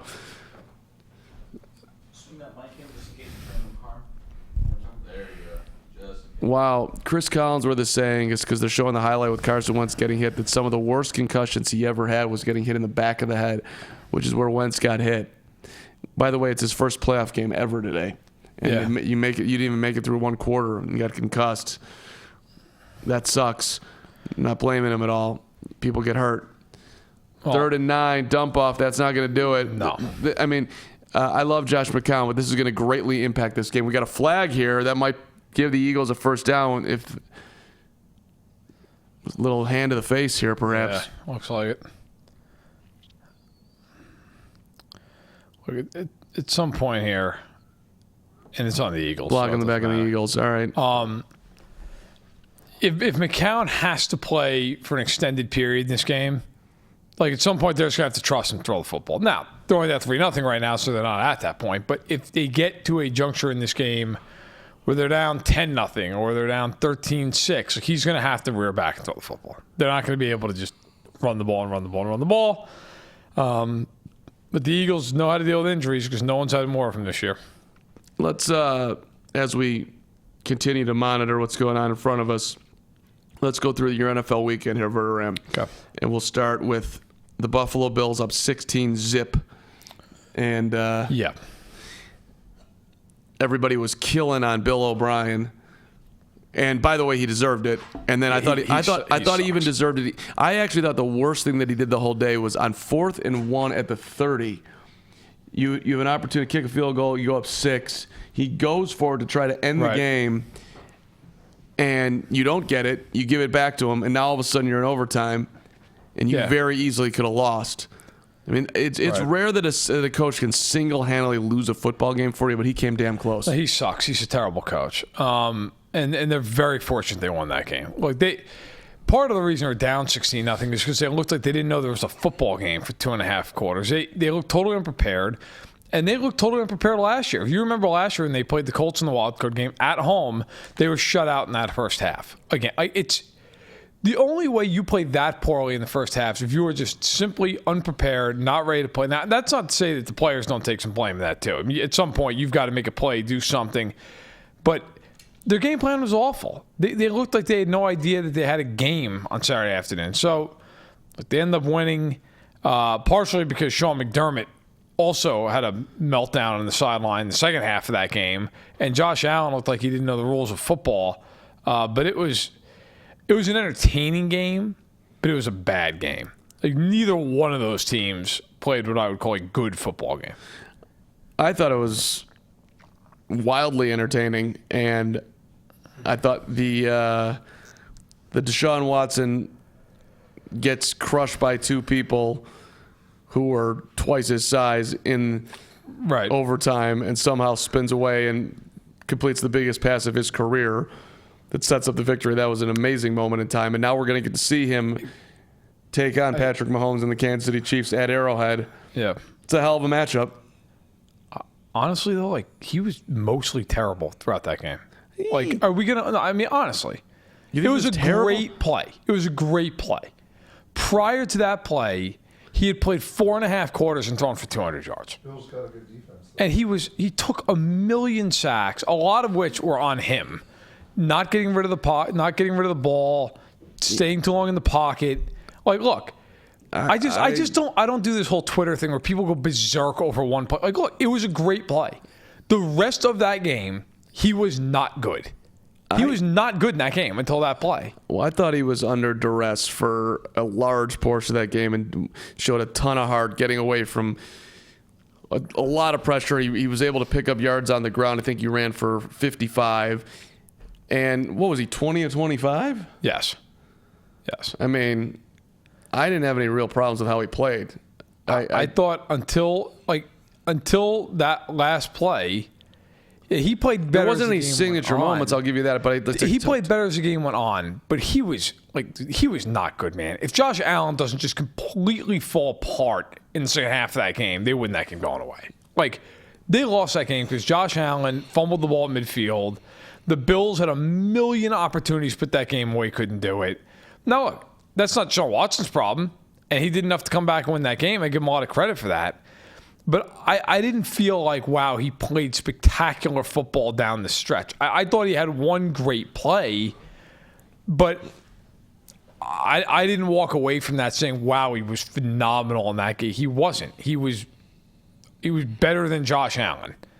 And if they're going to beat the Chiefs, he's going to have to play a hell of a lot better than he played against the Bills. Maybe he does, but he's going to have to. I love the matchup. And how do you feel from a Kansas City standpoint not facing the Patriots? I know that you were selling New England from about week 5 on this year. Yeah. So maybe you actually wanted to see him and end the dynasty and have that moment. But there's also that Patriots fear factor that probably will never go away, even in the next 10 years. So you get Houston. Yeah, I don't think it really, like, I think of the 3 teams the Chiefs could have played, the Bills would have been the team to just bring them in. Just back the truck into Arrowhead. That team would have had no shot in that game. But it's weird because I think Houston clearly is the better offense, especially with Fuller playing. Their defense is terrible. Like, worst in the league, terrible. Like, the defense for Houston is going to have a monumental challenge this game. And O'Brien against Reed off a bye, I think if you're a Chiefs fan, you feel pretty good about that. The Pats, I think the Texans are more talented, but the thing that would scare you with the Pats would have been just Belichick. Like, he could just have a game where he comes up with something that you can't figure out for a half, for 3 quarters, and Brady's doing enough. So, like, I don't think, like, I'm more confident one way or the other. I think Chiefs should beat whoever they play in this round. Like, and it so happens to be Houston. The Texans are an explosive team. They're a good team, but they're going to have to play their absolute best game, and Kansas City's going to have to play an average game for the Houston Texans to win that game. Maybe it happens, but that's just going to have to happen. Right now, Seahawks and Eagles here. We are in the second quarter. Matt Verderame, our NFL insider. Thanks for joining the chat. Seattle leading this one 3-0, 11:44 to go in the first half. Seattle with the football here. 2nd and 18 at their own 27. This game's been an abomination to this point. Just call it what it is. This game's been hideous. Wilson rolling left, throwing left, and that is a great catch by Tyler Lockett. That's incredible. It's out of bounds. Oh, man. That was a hell of a throw and a great catch, but I don't know that he got both feet down. And he's not really ruled arguing. Incomplete. Let's see here. I think he did. If I'm Carroll, 1, 2. That's a catch. That's a catch, no doubt. I'm just checking. One, the ball move? two. He got his feet down. Did the ball move? It might have moved a little, but I challenge that. There it is. Pete Carroll throwing the challenge flag. Yeah, you might as well there. Second and forever. What a play. That's a huge, huge play for Seattle if that gets overturned. I think it will. Yeah, well, that's going on. Let's talk about what happened last night, which was the Titans going in. New England led early. Yep. And I was sitting there thinking to myself, you idiots picking against the Patriots. And then I was the idiot that picked the Patriots. So, and Bueller and I talked about Belichick's press conference today. I'm assuming you watched it or at least heard about it. Yeah.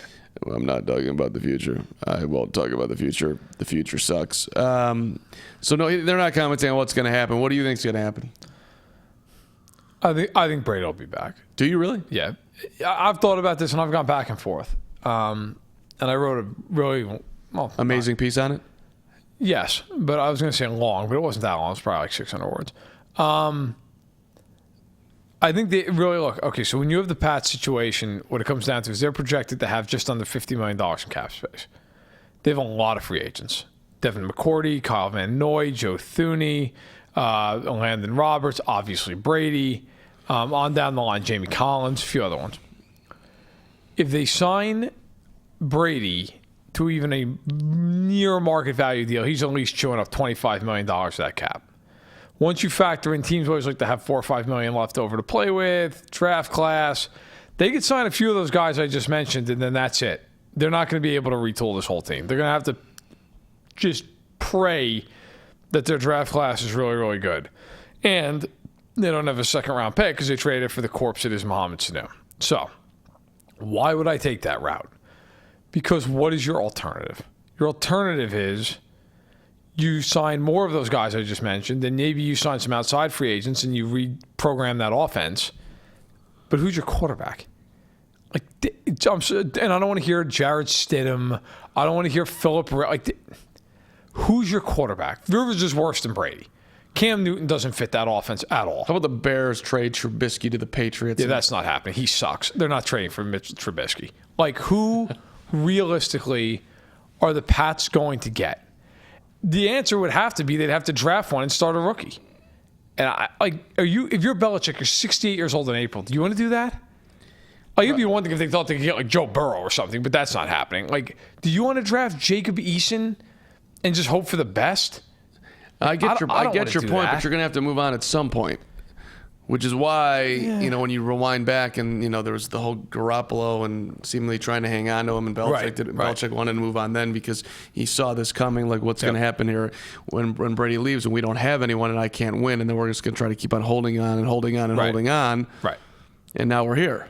Well, the problem was, not a problem, but Brady stayed really good to great for a lot longer than people thought he could. Well, and they got Super Bowls out of it. Yeah, didn't they win the Super Bowl last year? I mean, come on. Sure did. And the other side of it is, look, if he had more weapons right now, maybe you're still winning.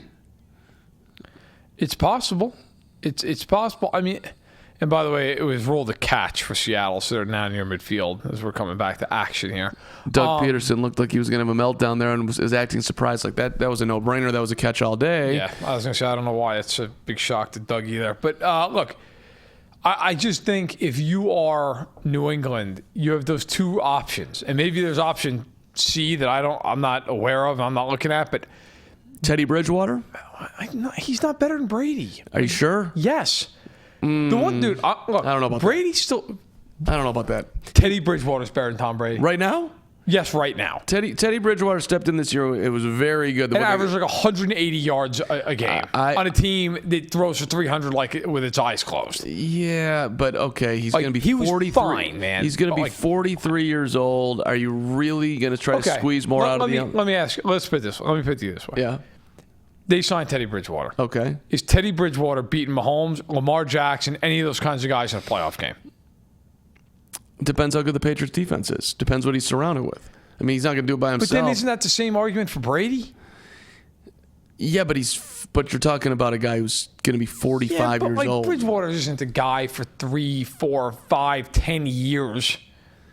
I think he could be the guy for 3 years. I'm not. Listen, it's not sexy. I get it, but I had a buddy of mine text me and say, "Well, what about Derek Carr?" And it's like, what about Derek Carr, right? Like is Derek Carr any better? To me, look, and maybe this is where the disagreement comes in. I do not think Brady's washed up. Now, I don't think he's who he was 3-4 years ago. I still think he's a top 12 quarterback in the NFL. Okay, so then they have nobody. Okay, so you agree with what I was just saying before, that like you put better players around him. Yes, I do. Mohamed Sanu did nothing this year. N'Keal Harry was hurt the first half of the year, very inconsistent second half of the year. Julian Edelman's shoulder was falling off. Philip Dorsett stinks. Like, at some point, like, they can't run the ball. They have no offensive line. But see, not here again. Here's the inherent problem that I see for New England. If they sign him, they can't fix most of that unless you just believe their draft class is going to be otherworldly and they're going to plug in like 4 guys, which good luck. If they don't sign him, they can fix a lot of that, but they have no quarterback. So that's why that's what I basically wrote. I think they're damned if they do, damned if they don't. And for the record, to expound on this, I think Brady is in a damned if he does, damned if he doesn't situation too. Because if he goes back to New England, that's still probably the best opportunity he has to win, right? As my phone rings, maybe it's Tom Brady. We'll see.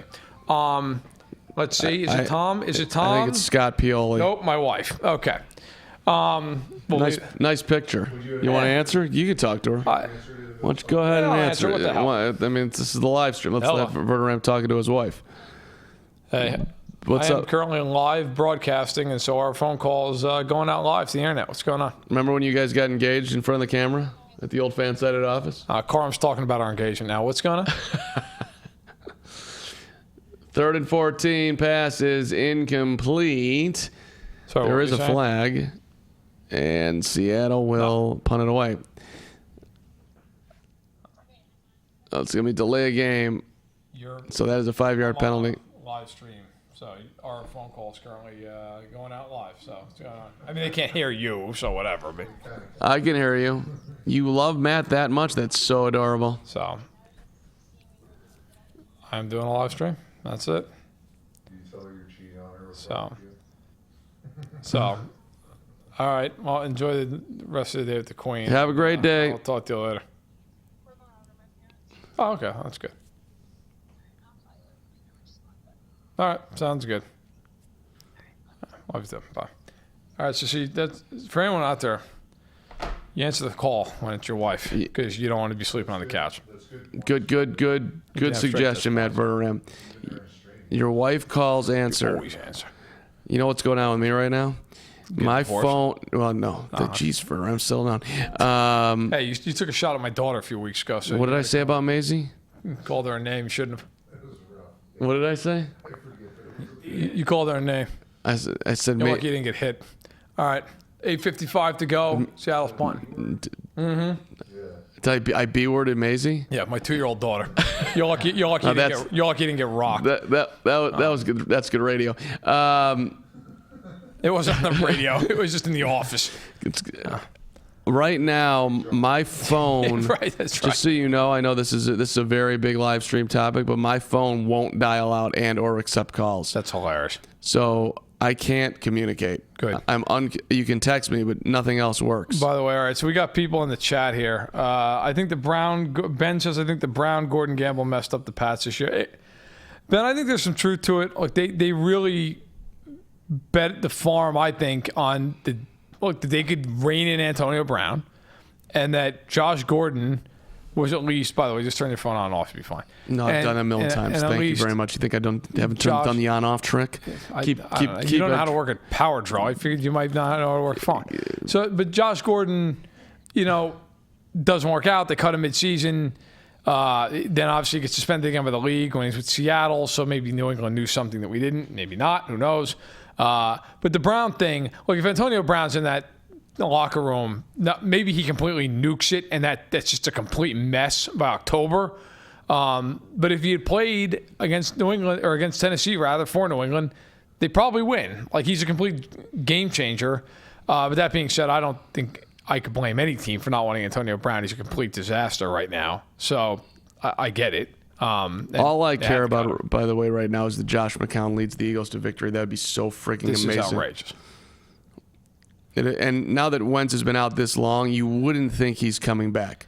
Second player to throw a Well, he's probably not till the second half, you would think, right? Like maybe at that point he gets. I suppose, but I think like you cleared probably or would have you're been not. you would have been cleared or you're not, and he's probably not cleared. So we're gonna get McCown for the win. Kind of is fitting. I mean, not the concussion part, but I mean, McCown almost gave himself a concussion. He fell face first on the field. But first down picked up Boston Scott. the growing in popularity Boston Scott. That's true. But I do think, look, at this point, for the Eagles, my God, is it not fitting? I mean, everybody else has been hurt this whole season. It's been incredible. That's so we were mentioning that earlier. Like a lot of teams out there saying, if we'd have been healthier, we would have been in the playoffs. Yeah, look at the teams that are in the playoffs. You got banged up teams all over the place. It's the NFL. McCown complete for 5 yards. Who's saying what team that did make the playoffs? I've heard a lot of, specifically Hunter. I've heard a lot of people say the Bears missed Akeem Hicks. The Bears missed. I mean, they might as well have they. yeah, they basically did. He threw like he had a broken arm. Well, but no, it was more Danny Trevathan. I'm sorry, who's I'm thinking of. Didn't have Hicks, didn't have Trevathan. You were dealing with multiple injuries on defense, so that's why they came up short at 8-8. Get the hell out of here. So many teams have been banged Teams up. get hurt. I mean, that's the NFL. Like, I know every once in a while you get a team that really doesn't have injuries, but it's rare. The Niners have had a bunch of injuries this year. I mean, come on. Kansas City's had a million injuries. Kansas City didn't have Mahomes for 3 games. Like, it happens. If you're good, the Ravens are probably the one team this year that really they've not had many injuries. Tony Jefferson tore his ACL. It's been about it. They've been very healthy. But like most teams in the playoffs, they have guys. I mean, Will Fuller's been there now for the Texans. J.J. Watt missed half the year. Right. I mean, come on now. Huge hole. Sanders picking up a first down. The Eagles are showing they can run on Seattle with absolutely no threat of any downfield passing whatsoever. Yep, absolutely. And the Seahawks offense can't do anything. Like, we talked about the Bills and the Texans earlier. This is interesting, by the way, that the Eagles are have the third fewest, or they allow the third fewest rushing yards per game. Yeah, they're good defensively up front. Yeah. Their secondary's a mess, but they're good up front. Cowan's looking to air it out here. And he Should have been caught off the threw it to fingertips. Ertz, who's got a lacerated kidney, like bruised ribs and a million other things. Couldn't catch it. It's been a tough couple of weeks there for Zach Ertz. I give him credit for even playing. Broken rib, lacerated kidney. It's insane. And he did that, by the way, in Week 16 versus the Cowboys. It was like 2 months ago. I wouldn't come to work here if I did those things. And he's like, that's I'll play a game. I disagree. You love your job. You'd be in here with a lacerated I'm not saying kidney. I don't love it. Just saying. It's no joke. Lacerated kidney. It's not a game. I remember Jim McMahon getting a lacerated kidney from the Oakland Raiders, who absolutely killed him. That means you're peeing blood. It's not good. I mean, it's a bad scene. McCown's about to go on the move. You can't get hurt, Josh McCown. I picked up 3 maybe. But, we were talking about the Bills-Texans earlier, and I mentioned one of the things in that game that really stuck out to me, even in real time. The Bills had a million opportunities to finish the Texans off in that game, and they could never do it. Kicking field goals, punting near midfield. This game with Seattle, it feels similar. Like Philadelphia can't move the ball. They've got a backup quarterback. They're already missing a million other guys.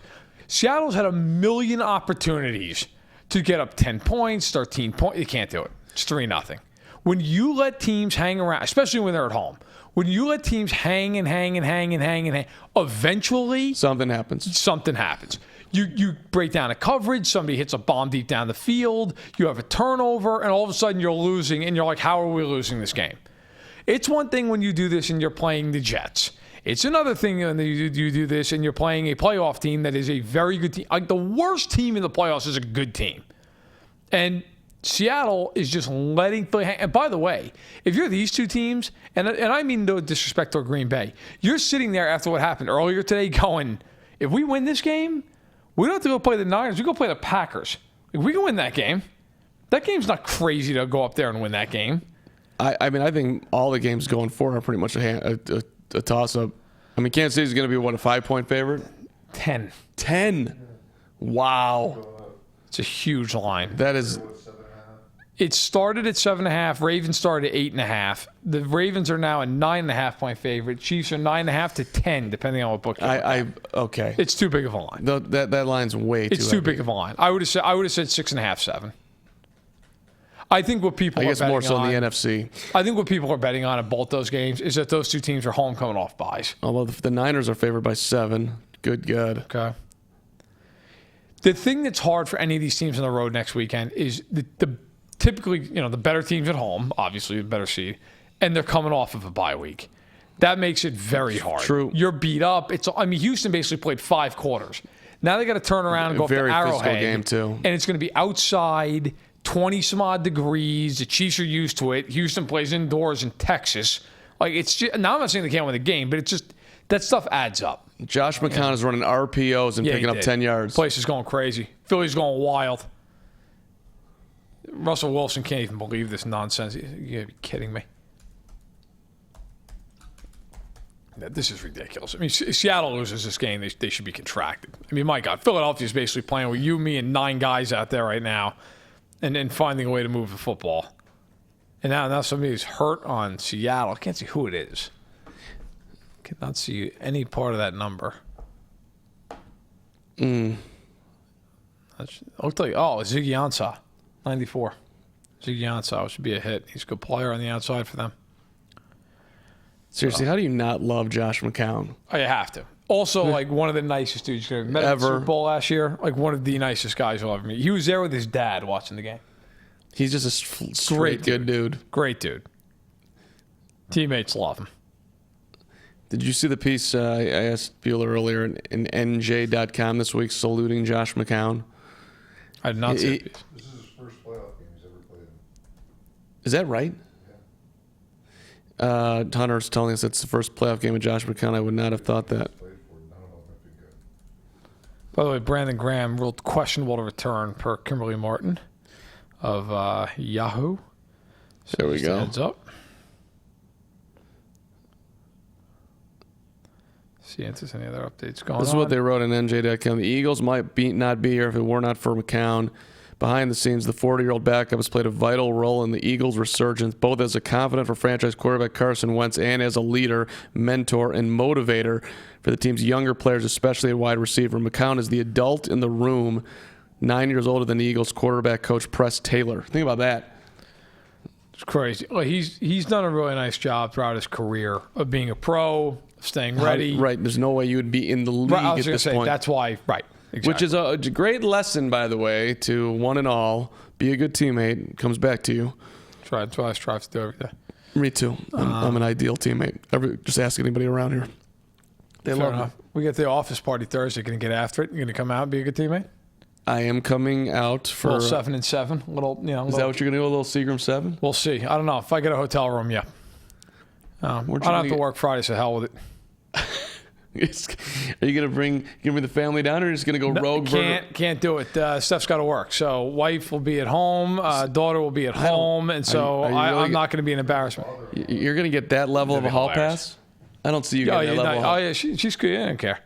Really happy to have you out of the house? Yeah. I mean, look, she knows who she married. Sleep on the couch right there. Yeah, I just thought about it. She married one of the greatest guys going. Thank you. You're rock Thank solid, Matt Verderam. She knows she married somebody who will be faithful and a good father, but also will go out and have 7 and 7s until about 3 a.m. if given the opportunity.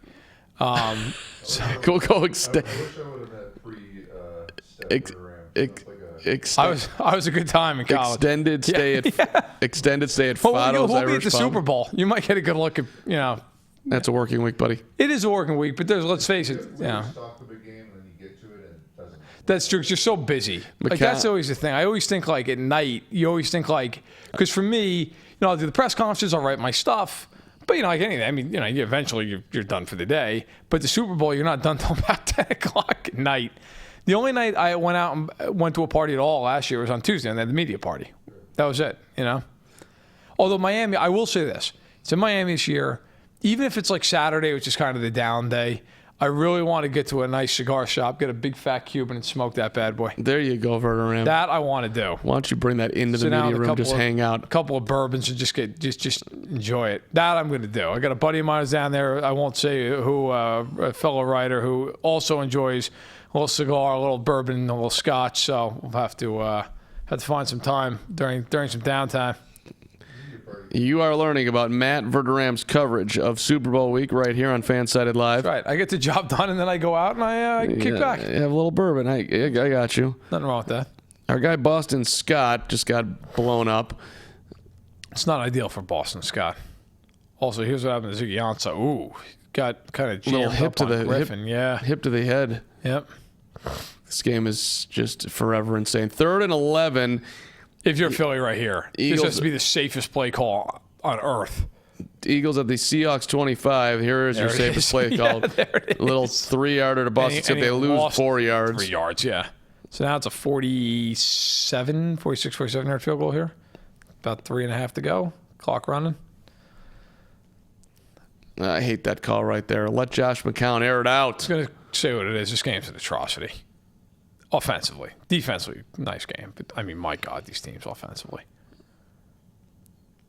You'd have Bobby to Wagner think at some point here, Wilson will make, a play here, a play there would be enough. But, man, I'll tell you, they're just leaving them in there. They're not playing well right now. 46-yard field goal. It is on the way, and it is good. Good, right down the middle. Bang. We are knotted up 3 apiece. Mike Dice, former employee at FanSided, now working for NBC Sports Chicago. I told him to watch Don't F with Cats. He's texting me right now saying that cat thing was messed up. Yes, it was. Have you seen it? I haven't. I've heard about it, but I have not. Did you see Don't F with Cats on Netflix? For those watching it, I thought it was like a spoof on the Cats movie. no. For those watching at home, Don't F with Cats. I'm highly recommending it, but only if you enjoy stories about serial killers.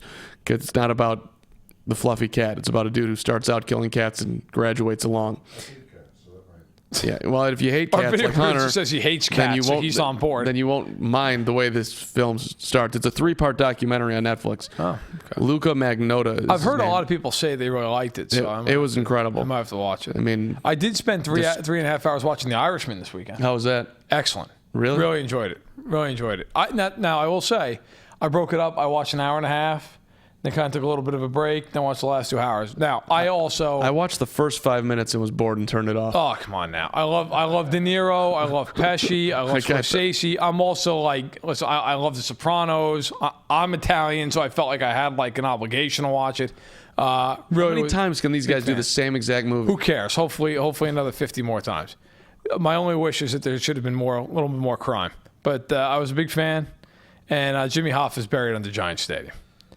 Just in case you're wondering, they did not throw him in a furnace in Detroit, as that movie suggests. They threw him under Giant Stadium. I've heard. That's the East Coast lore, that he's part of the concrete at Giant Stadium. They're showing us. Look at this guy in his Eagles. Can you imagine outfit. this guy might be a father. Look at this guy. I don't. Football fans are the greatest. They are completely out of their minds. I'm going to go to the game. I'm going to wear a mask, and I'm going to flop my hands like an eagle, and I'm going to have a great time. And then I'm going to teach my 3rd grade class on Monday. And then I'm going to go work at my bank. I think it was Rich Eisen. He had a great story about went to the black hole once in Oakland, and one of these guys wearing face paint and all the paraphernalia. Guy screaming and cursing, and Rich Eisen's like, "What do you do for a living?" Like, 5th grade science teacher. Sal Antonio was reporting that Carson Wentz's wife has been escorted to the Eagles locker room. Wow. That's not ideal. Once Wentz was removed from the medical tent to the locker room for further concussion testing at a raised level of concern. It's a medical decision. Where are you reading? Sal Palantonio? Chris Mortensen. Let me read this on the old chat here. For those who are wanting to know the news on our guy Carson Wentz, which is now it's actually getting a little scary. He walked to the locker room. Sal Palantonio reports that Carson Wentz's wife, this per Chris Mortensen of ESPN. Sal Palantonio reports that Carson Wentz's wife has been escorted to the Eagles' locker area. Once Wentz was removed from medical tent to locker room for further concussion testing, a raised level of concern for Eagles. It's a medical decision, no official word yet.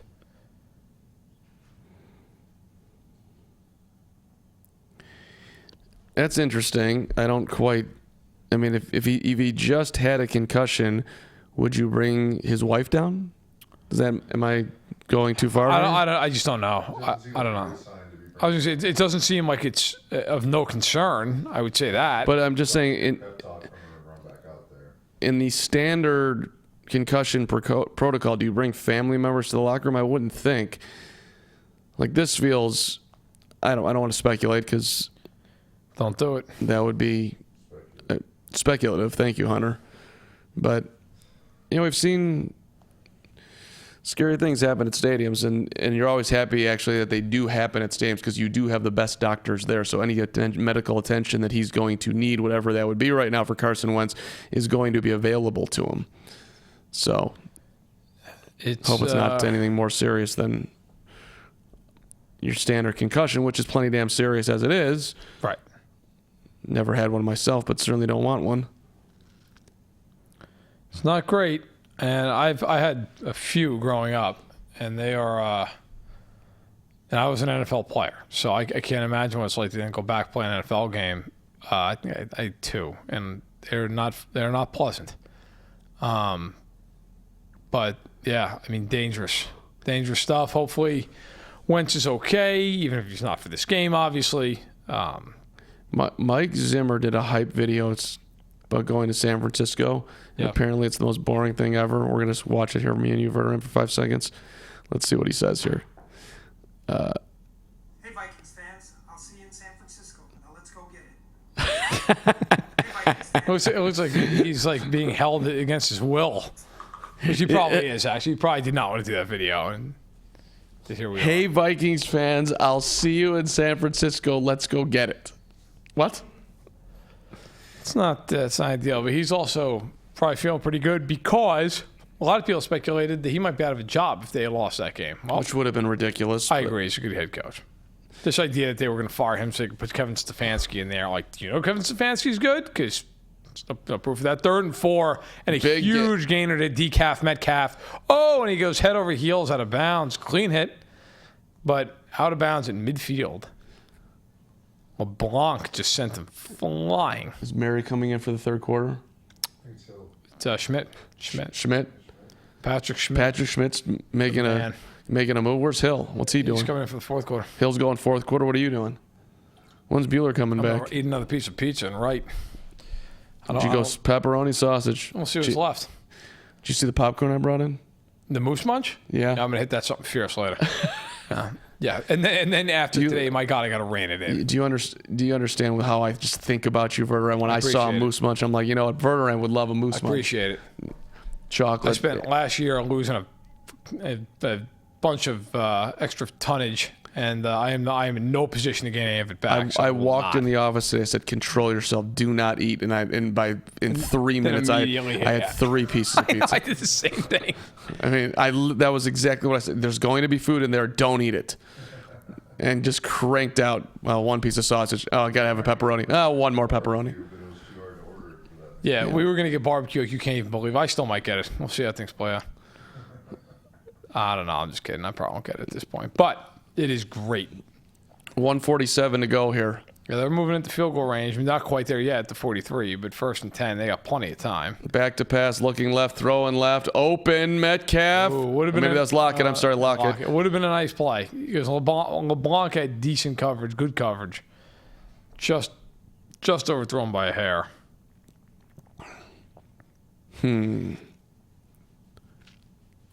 Favorite storyline so far of the divisional round is what for you, Matt Verderam, as we look ahead to next week? That's a good question. On one side of it, I like the young guns at quarterback in the AFC. Obviously, Tannehill notwithstanding. But and Wilson's going bomb for down all. the right side, out of bounds. That is not going to work. That looked like Mitchell Trubisky right there. Nobody throws a bomb out of bounds better than Mitchell Trubisky. Did you see what Chicago was doing yesterday? I don't know what you follow as far as trending on your Twitter, but the entire reaction of Chicago to the Texans and Deshaun Watson and their victory over Buffalo was Trubisky. He was like number 3 trending. You know what? People were that's, that's hilarious. But the one thing I'll say, and I don't care. I don't have any reason to defend Ryan Pace, but he wasn't the only one that would have picked him. It's he is the only one that traded up from 3 to 2 to do it and give him multiple picks. I'm not saying he's an idiot. I'm not saying I even agree with him, because I can genuinely say, despite the fact I've made a million draft evaluations that have been horrible, I thought J.J. Watt was going to suck. He turned out okay. I thought in that draft that Watson and Mahomes were the 2 most talented quarterbacks. Now, I didn't think Mahomes was going to be this, but I thought they were better. I thought Trubisky would basically be Andy Dalton with a little more upside, okay? But the NFL world, most people had Trubisky as the guy who was going to go in the top 5. You know why? Because he's safe. Right. Because he's safe. He looks the part. I'm not I'll leave saying, it at that. Well, there's some truth in that. All I'm saying is I'm not even saying that Pace was right, because he wasn't right. I'm just saying it's not like, there are times when a team will draft some guy and in the moment you're like, oh my God, like what? Nobody felt that way about the Bears taking Trubisky. It certainly wasn't a uniform opinion. Like most people felt like, okay. 3rd and 10 at midfield, complete. Wow, what an incredible catch and run. And Moore is going to go all the way inside the red zone, all the way to the 5. that was one of the best plays I've ever seen by a wide receiver. Beautiful. Come back. Got hit after 3 yards. But the Trubisky thing, I just don't, like, it wasn't David Moore. When they took him, and by the way, we're saying this because Philly just took a timeout. As we got They're taking a guy who played 1 year in North Carolina over. It was the stupidest pick as far as on paper that you could make. Now, when you agree want to be with the smartest guy in the room, you do things like that. I agree with you. And I get that a lot of people also would have done it. But in that, go back and look at mock drafts the week leading up to that draft.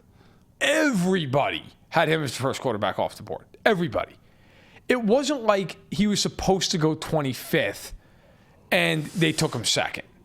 So all I'm saying is it wasn't the right pick. They screwed up. And Pace has got to eat that. But it wasn't like he got cute and tried to do something that nobody else thought they should do. A lot of people thought they should take him. I'll tell you, who got killed in that draft? And you want to go back and look? The Chiefs. When they took Mahomes and traded up 17 spots, dude, there were people left and right. USA Today gave him an F. They were like, that's the dumbest thing you could do.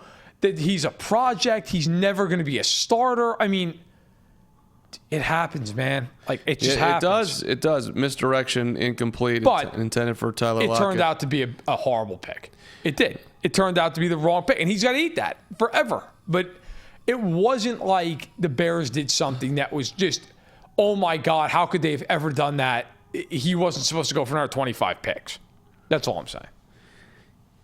When he was asked in his press conference at the end of the year about it, he's like, what about, where'd you go wrong in your evaluation on him?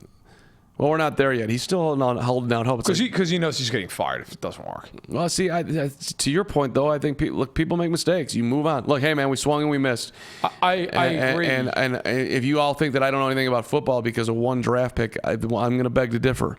That's what I would say. I agree. And look, I've met Ryan Pace a few times. I don't know him well. Very nice guy. I think he is a smart football guy. I think Nagy's a good coach. I think Nagy's gotten a massive raw deal on this whole thing. But but look, fair is fair. The Bears have underachieved. Trubisky's been a nightmare. It's reality. And I agree with you. In a perfect world, he should just say, look, we effed up. But they're never going to do that. 2nd and goal, as we get back to what's going on here. 3-3, Seahawks, Eagles. 5-yard line, 1:14 to go. Wilson to the end zone, and that is off the hands of DK Metcalf. This time my wife called, and I had to decline the call because now she's just being aggressive. Yeah, I mean, come on. We're doing a live stream here. She knows I'm working. What are you doing to me here? Personal foul, roughing the pass. That's a killer. It would have been 3rd and goal at the 10. And now it's going to be 1st and goal at the 5. Barnett got called for it. Let's see the hit. Because there's been some incredible questionable calls. They're not showing it. I was going to say, we're not seeing it yet. That would have been. Here we go. Well, yeah, that's. Oh, yeah. What are you doing, No dude? doubt. Dumb as it gets. Ran, 2 seconds after he threw the ball, and he hit him pretty good. First and goal, handoff to the Beast beast mode. mode, puts his head down. And Wow. he's in. Wow. Vintage wow. beast That's a mode. moment. That is a moment. Wow. Now, there are not a lot of running backs that would have gotten in on that, and he did. He took out a lot of contact.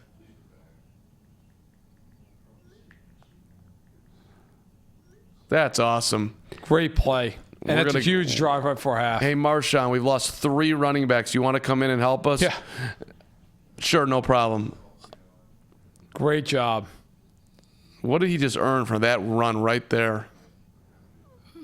Good He chunk of change. looks like he's moving well. Yeah. I mean, look at that. Yeah. That was a great job. Got in easily. Really nice run. Yard to spare. Really nice run.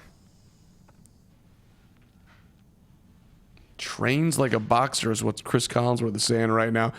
Does he really train like a boxer after his career is over? Wasn't he just laying on the beach and chilling? Apparently not. If he was, he's doing a pretty good job. Right.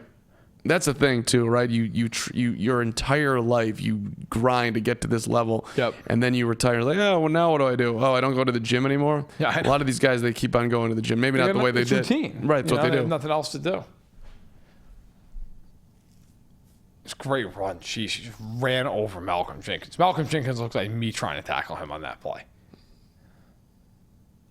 By the way, I got a great Marshawn Lynch story. So when I was in college and he was a rookie for the Bills, I'd have to look at the year, rookie or second year. They played the Cowboys on a Monday night game in Buffalo, and I was lucky enough through a variety of circumstances that ESPN had me working for them as a local utility. I mean, I was just a runner basically. But I got to be on the field for the game, and I got to be on the field for some of the practices.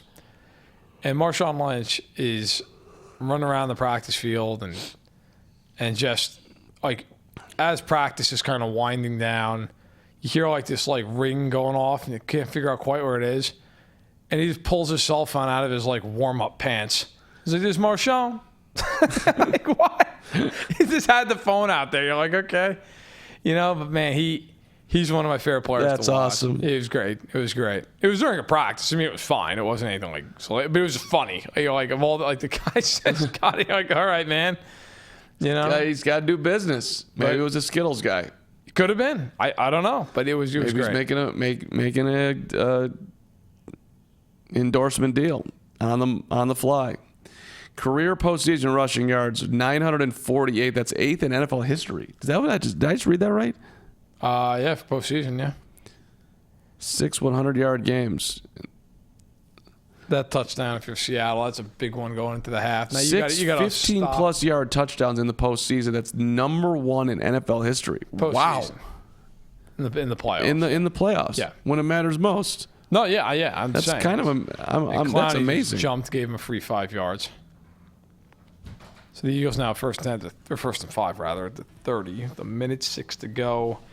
If you're Philly, even 3 points here, you feel better going into halftime. Get a little momentum back. You're not down a full score now. It's only 4 points. Okay.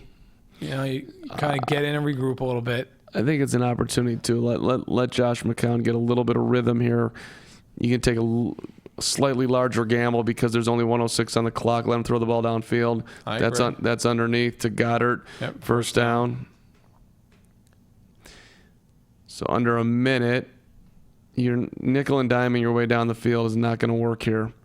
You're going to have to actually throw the ball. They have no timeouts. It's 47 and ticking here.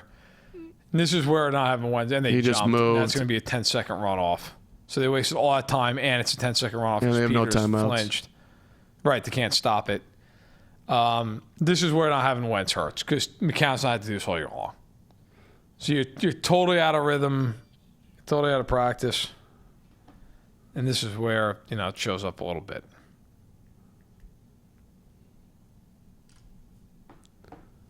Ouch. So the clock goes to 34. Seconds. Now you're probably handing it off and going to the locker room.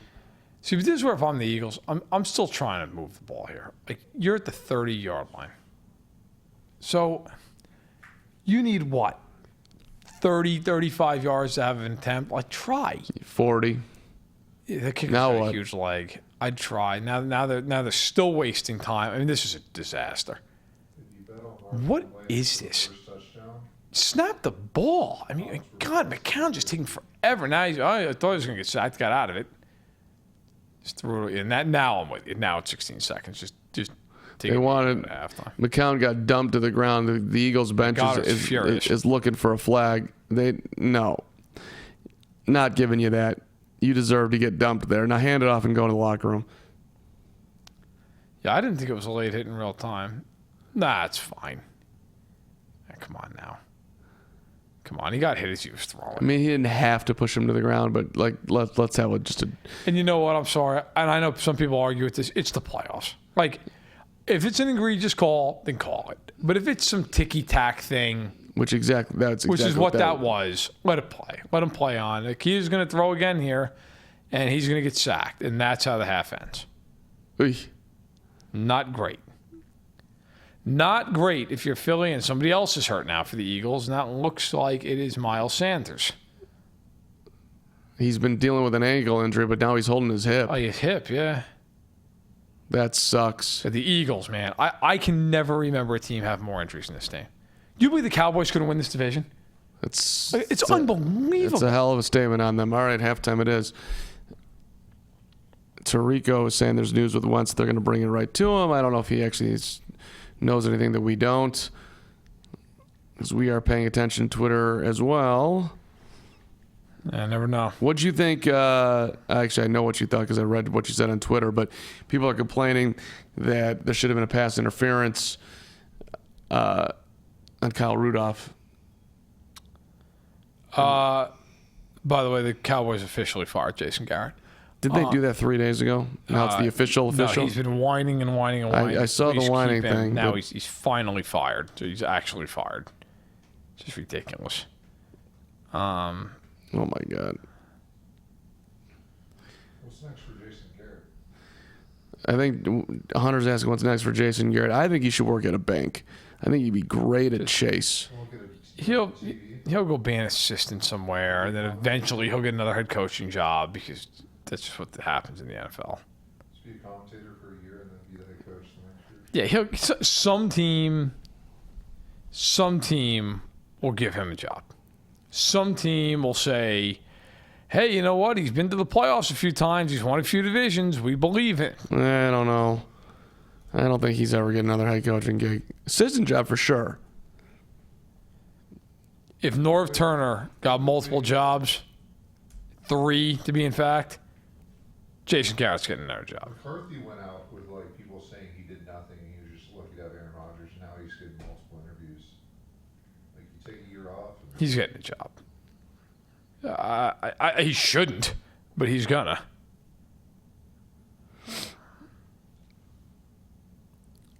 Do we agree that it was that? What percentage of time? Let me ask the question differently. What percentage of time do you think they call pass interference? I'm not playing the end of the Saints game. That's probably 1 out of 10. I was Actually, gonna say 10%.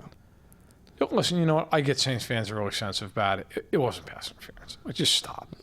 And, Here's an idea. And you don't gotta, play like crap for 3 quarters and then manage the clock like you're all blind in the last 2 minutes of the game.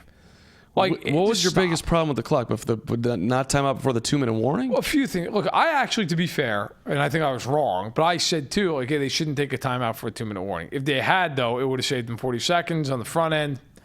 But I can't kill them because in the real time, my thought process was the same. So I can't kill that. But they didn't get out of bounds multiple times when they could have on the sideline at the end. Kamara twice was standing on the little hash marks right on the sideline, and he turned it upfield for like an extra 3 yards instead of stepping out of bounds. Then they get the 10-second runoff. They could have taken a timeout to negate it. And then they should have, though, at that happen. point. Because you had 21 seconds, so now if you take the timeout, then you don't have one. You can't stop the clock if you have to. You spike the ball. But if you have, let's say you complete a pass in the middle of the field, and you can't get down. I don't know if you can take that chance. Coaches will tell you that you need 16 seconds. But that would have Take that taken. for what it's worth. Well, okay. I mean, Take that for what it's worth. That's what. okay. That, well, if you want to make that argument, then we'll give you 5 more I mean, seconds. it's just, but okay. to me, the whole thing's ludicrous. Like, they did but to me, the bigger point is they played like crap for 3 quarters. That's my well. Go win the game. Shut up. You're an 8-point favorite. Like, just stop.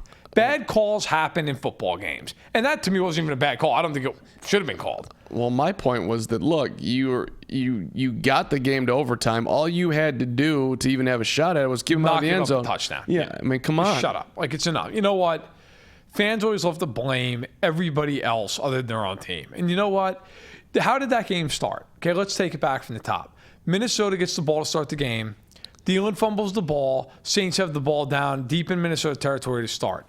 Minnesota holds the Saints to a field goal. The Saints then do nothing for the next 2.5 quarters.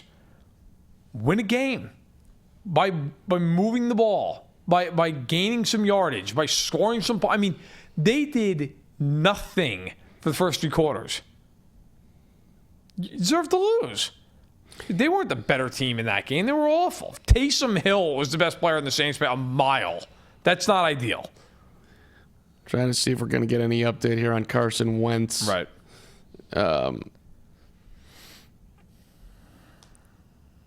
Let's see what they're saying on Twitter. I don't think the Eagles. I love Josh McCown. I don't think you can win the game with Josh McCown. No way. Sudfeld, What's that? the third stringer. Nate Sudfeld. I wouldn't. You don't think I'm not going to Nate Sudfeld either. the other guy? What does it matter? Yeah, I mean, maybe. This is The fact they trotted out McCown instead of Sudfeld tells me all I need to know about what they think of Nate Sudfeld. You know what is a good point on the Carson Wentz thing, by the way, is that nobody was saying this should have been a penalty on Jadeveon Clowney. I mean, look at him; he's leading with his head as he's going to the ground, right? Am I missing something? That should have been a penalty. Yeah, I can see why they didn't call it, though. Probably in real time, they didn't realize it was helmet to helmet from behind. They probably just thought he went over the top of him. I did, watching the game. I mean, he got cracked from behind with a helmet, and his head went right into the ground. I don't know. That's not good. No, it's not. Okay, so it's interesting, though. You know, how all these things, sometimes it all kind of comes to a head when you get in these playoff games. Look, this is why, too, and not that everybody's picking Philly in this game, so they weren't, but, like, this is also why when you get people who are like, there's no chance this team's going to lose this game. Really? Because all it takes is one injury in these games. One, you know, like, look, like I'm just using this as an example. Like, Kansas City's playing Houston. Kansas City is a prohibitive favorite to win that game. Well, what if Mahomes gets hurt in the first quarter of that game? It's all out the window. What if, and not even that, what if, like, Tyreek Hill gets hurt? And that changes everything. Well, it's also Playoff games in the NFL are all game 7s. Yeah, I love it when people say how, because we were talking about the Saints and the Vikings. Like, I'll make a compelling argument on how the Vikings can win. They control the game. Kirk Cousins does what he's been doing for the second half of the season, which is play shockingly winning Kirk Cousins football. Right. And the Vikings defense is solid. And that's what happened, pretty much. Yeah, it was. And you know what? I've been a handful of times on the radio this week, and every time, you know, we previewed these games and been asked about the Vikings. So look, if they're going to win, Kirk Cousins is going to need to make a couple of big throws in the game. And guess what? He did the biggest throw of his career at the end of the game. Well, they won. I mean, that's it. Like, and it wasn't just the one to Rudolph. He threw a beautiful bomb to Thielen. Yep, it's true. I mean, these games, all these teams are good. I know every once in a while you'll get some team that you feel kind of is a fraud. These are all good teams. Like, the Chiefs are a 10-point favorite against Houston right now. The Ravens are a 9.5-point favorite. I'll be honest. I think both those lines are too high. Like, you're going to tell me Tennessee's not good enough to go into Baltimore and give them a real game? What does it look like in the playoffs when you're scheming for the Ravens? Who knows? Or even, like, look, it's that time of year, too. Baltimore and Kansas City are both cold weather cities outside. What if you get a game where it's just brutal weather conditions? No, like, you don't know. Like, that's why when people just assume in the playoffs, like, well, there's no way this team would win, you're crazy. Now, Kansas City and Baltimore, is to continue this example, should they win? Yes. They're both clearly better than their opponents. Will they win? Probably, but certainly there's a chance that Houston and Tennessee. Can you imagine if that was the AFC title game? Those two teams? Houston and Tennessee, CBS would be devastated. That would not be good. That would not be ideal for But, CBS. I mean- CBS is rooting for the home teams big time. Well, I mean, CBS is bummed that the Patriots are out, period. But, They are, but they at least would get Jackson Mahomes. yeah, they're great matchups. That would be But fine for CBS. you're also talking about, the 30th market in the country in Kansas City. Of course, compared to Boston and everything else. Yeah. No question. But if you're getting that or you're getting Ryan Tannehill and like Houston, that's not ideal. No, we need the Titans need to go. It's Like enough. in the NFC, they're praying for Green Bay, San Francisco. Like it's just, Green Bay's got a huge fan base across the country, and San Francisco obviously. Go Pack, go. See who's in the chat. So Let's see here. Zach Best says his money was on Seattle 1.5. It's a good move, sir. It's a good move. Zach Best as Wait, the line would have won in his favor. CO FanSided. It's great, man. That's yeah. Hey, by the way, however much you win, there should at least be a 10% kicker to our holiday party on Thursday. Best. Don't. True 5 to 8. Come on. Big Thursday gathering at Fado. My understanding is cocktails are free for us up until $12. If you win this bet, how about bump that up to 15? I get that Moscow Mule with a double kick. Did you really find out what the rate of cocktail? I read the email. This is, I read the Cocktails are- email that Carrie sent out. I didn't personally go deep into the email on how much I could have. See, Best though, in true classic fashion, says always in capital letters. Good. Now I get that double shot. I'm afraid of you going double shots. Keep it at 12, please. It's I'm okay. It's a long. I'm a big guy, man. I'm 6'2", 215. under $12. I want right. to keep Verderam in my I'll be okay. minorly sober state for the big holiday party coming up here. I was going to say, I'm more worried about Josh Hill. I'm very docile. I'll just hang out. Silver Rams probably the Five, one 5-pound Josh Hill could be a That's- yeah. slight issue. Yeah, that's probably true. Honest to God. No. And by the way, thank you all for joining us on the chat here as we are at the half as the Seattle Seahawks lead the Philadelphia I gotta Eagles cut you off, 10-3. because Zach's asking in the chat, who put a limit on cocktails? I have no idea. That seems like the bar. It was the bar? The bar? Why would the bar put a limit on? There's certain tiers of what your package. I love how Fanside just responded the bar. It's just going back and forth. Yeah. That's the bar doesn't put a limit. Bar. They say if you want this package though, you get this. Okay. That's our. Oh, listen, and for the record, I'm not complaining. This is a nice place for going on Thursday. I'm excited to go and hang out, have a good time. There are no complaints here. If there was no food and no drink for me just to be around my teammates that we slave every single day. Let's not go nuts. Just see my teammates every day. Just to be with you, Verderam, even if we're drinking water. Which did you get? Like, which gift package did you get for the I holidays? went for the Maker's Mark. Okay, that's classy. It's a good move. I was between the smoked meats and the cookies, but I went cookies. The cookies are fantastic. You went for the $60 cookies over a nice solid bottle. Listen, my wife loves cookies too, man. I got cookies. How many cookies did you get? 70. 70 cookies. I'm cleaning house. yeah, see, how can you get through all What do you can't bring the cookies into the office? You freeze them. You froze Let the me tell you, cookies? it works, man. You put them in the freezer, you let them unfreeze for like 10 minutes, they're fresh as can be. Now, also keep in mind, I had 6 days before they went to the freezer. I ate like 50 of them. So between my wife, myself, my daughter, my family that was in town, we knocked out like 50 of those things. I'm a little in 4 repulsed, days. but good for you. There was like 8 people at my house. It's 50 cookies over 6 You days. just said you crushed 50 cookies. As a collective. Oh, okay. I probably crushed like 20. There was no collective when you first said Okay, it. no, I to clarify, I probably ate about 20. But now What that kind of being cookies? said, there's a variety. A salted caramel, Good cookie. Buckeye, which is great. Good cookie. the 30 between the 7 other people. That's Yes. 4.5 cookies each. That's right. If you had 20, It was my gift. 4.5. It was my gift. There's a tax. There's salted caramel. There's buttercream. Did you see how much they're charging? Chocolate peppermint, mint chocolate. It was very good. Very, very nice. Did you stop at any of the new dispensaries before your cookie I extravaganza? didn't, although I'll tell you what, I didn't, but I passed one on like the 3rd. Yeah. And the line was just It's incredible. out of control. It was unbelievable all the way around the I building. walked in with one of those bags in Southport on like the 3rd. Yeah. And it stopped us and said, hey, how long did you have to wait for that? He said 3 hours outside, and then when he got inside, it was an hour and a half. Wow, 4.5 hours. If you live in Illinois, we are now weed legal. And they are charging, somebody sent me a receipt for somebody who went in there, $225 worth of product this person bought. and it was $75 in tax. Yeah. So that It's is a big tax. That's It's a big. $3.2 million the first day. Yeah. That's just off taxes. Right. The state did $3 million in taxes. Hey, can you imagine? Look, Great, our property taxes are going to go down. I'm sure I can feel it. Yeah, right. In trans, Realize some other shit. I mean, so in transparency, I'm not even someone who, and Wentz has been ruled out. I am not someone who even partakes necessarily in that, but like, not necessarily. But if you're, well, you never know if you get drug tested. If you're one of these states that, like, why wouldn't you, like, if you were hard up for cash, why wouldn't you legalize it? Right? Like, I don't know. I don't get it. I'm not trying to get into like a political debate about all this stuff. I'm just saying. Very risky on the chat right now. I'm just saying it's a lot of money. Like, if. Why don't you picture your new show about marijuana and gambling? High stakes. Oh, That's fantastic. Right, we've been working. McCown on the McCown crosser to going Ertz. deep to Ertz. Get out of bounds or get hurt again.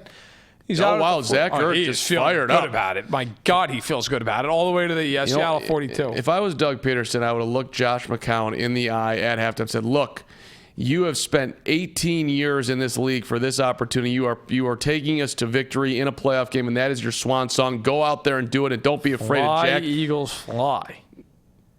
My goodness, who saw it coming? Zach Ertz with his lacerated kidney looking very healthy right there. Come on, Josh McCown. Zach Best all of a sudden a little more nervous with this Josh McCown. And they hand it off. And he's got room. Oh, and he's closed quickly. That was the rookie undrafted Mr. Ward getting the Ward. handoff. So Wentz Oy. out for the other question now, and look, first of all, you just hope Wentz is okay. But beyond that, if geez, you could see him struggling to figure out what was going on there. If the Eagles were to win this game, they would go to Green Bay.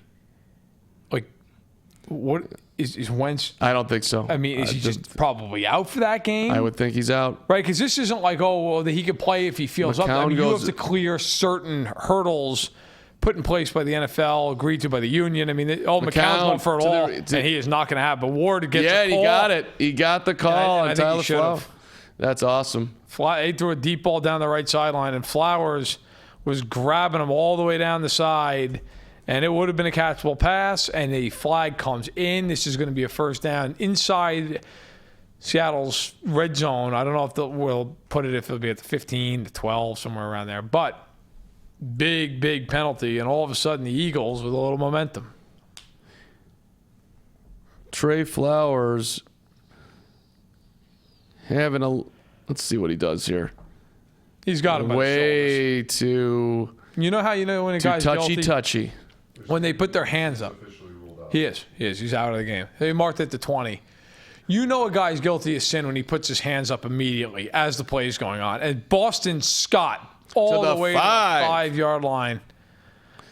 Boston Scott's is a straight bowling ball. He really is. He's almost built like a little bit of a more like a Maurice Jones-Drew. Just That's fair. a squatty, powerful back, and find some room off the left side. They went with 3 tight ends. Running to the short side of the field, Yep. too. And 3 tight it ends, worked. and they blasted open behind huge Goddard, hole. Ertz, and Perkins. So now you're down to the 5, first and goal. And I would say, all things considered, you got to get in. They got to snap this, though. They're going to run out of time. They're going to run out of time. They ran out of time. Delay game. There it is. That's a killer. Cannot do it. Just can't. You just cannot do it. Seattle's playing in this game because they took a delay game week 17. We saw, who was it? It was there was a game. Was it the Bills game? Somebody took an asinine delay game. I think it was the Bills-Texans game. You can just see McCown's not completely sharp, not 100% certain what he's doing. Peterson saying, let's go. You got to go. And that's the kind of stuff You you. don't use a timeout there. No, you don't. Too early. You don't. You're better off taking the 5-yard penalty. But that's an example, again, of where you say, okay, McCown hasn't played all year long, and it's showing right now. And McCown complete for Goddard 2 yards to Goddard. Yeah, not getting the first team snaps. So they lose 3 on a net situation with the penalty. Second and goal at the 8. Right. I think right here, you got to try to scheme up for Ertz, right? I mean, you kind of have to. And I know Seattle's trying to take him away, get that, but don't you have to kind of maybe put him in motion? They got Ertz and Goddard are both split out to the left. They got man coverage with both of them. It's man coverage.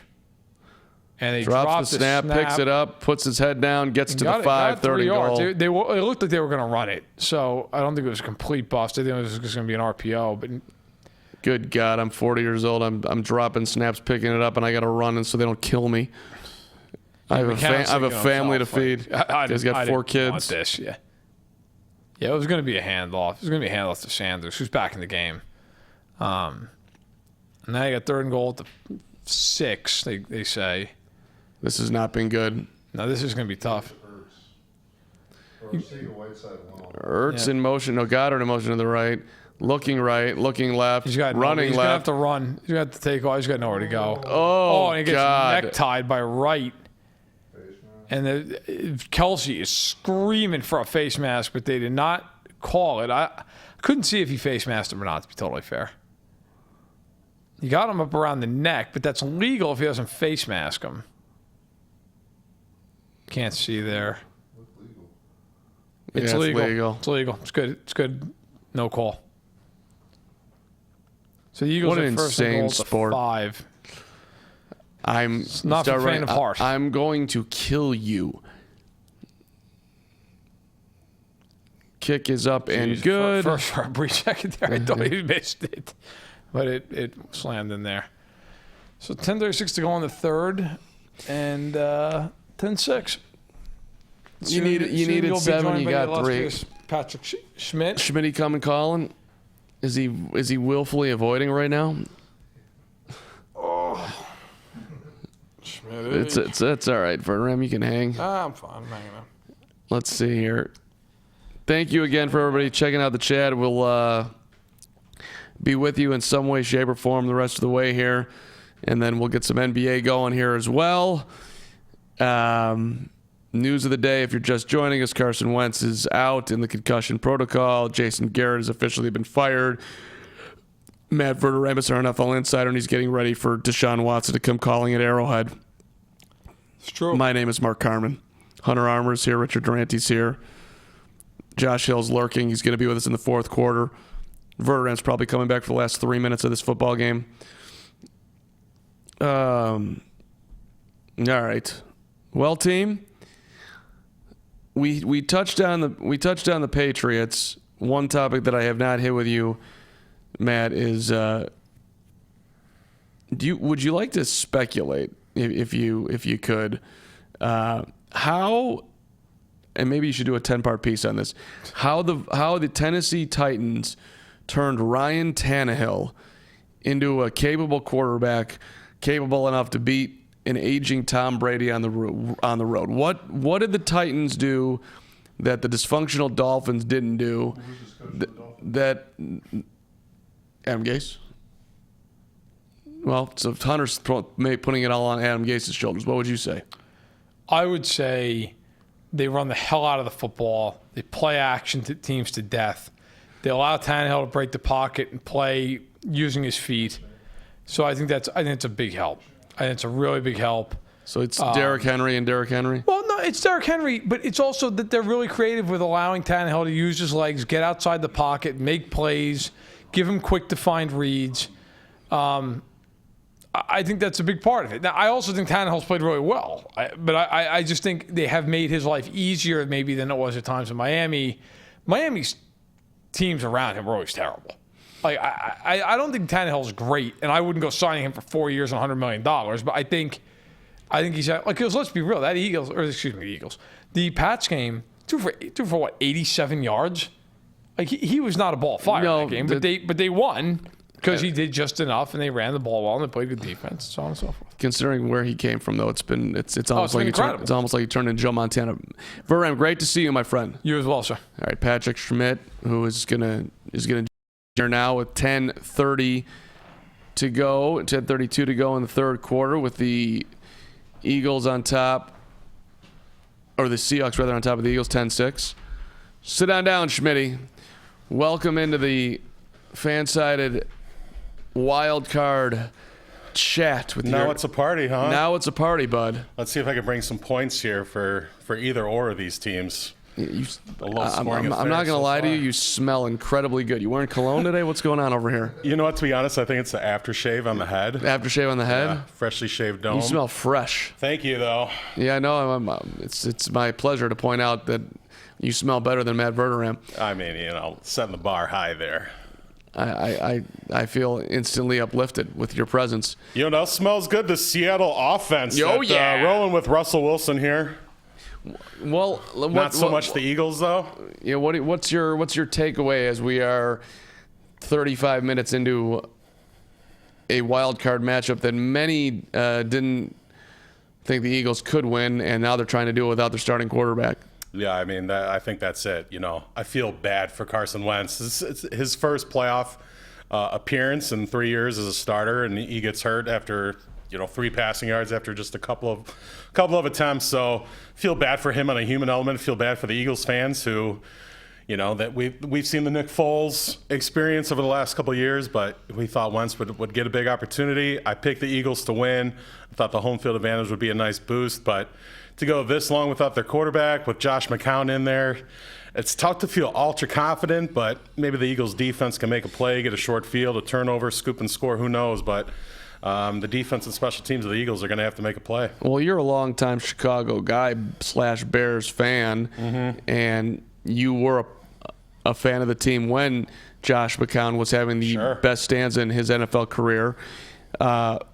Is it surreal for you right now to see Josh McCown at 40 years old trying to lead the Eagles to a victory like it is for me? It's crazy. I mean, 40 years old, retired a couple of different times.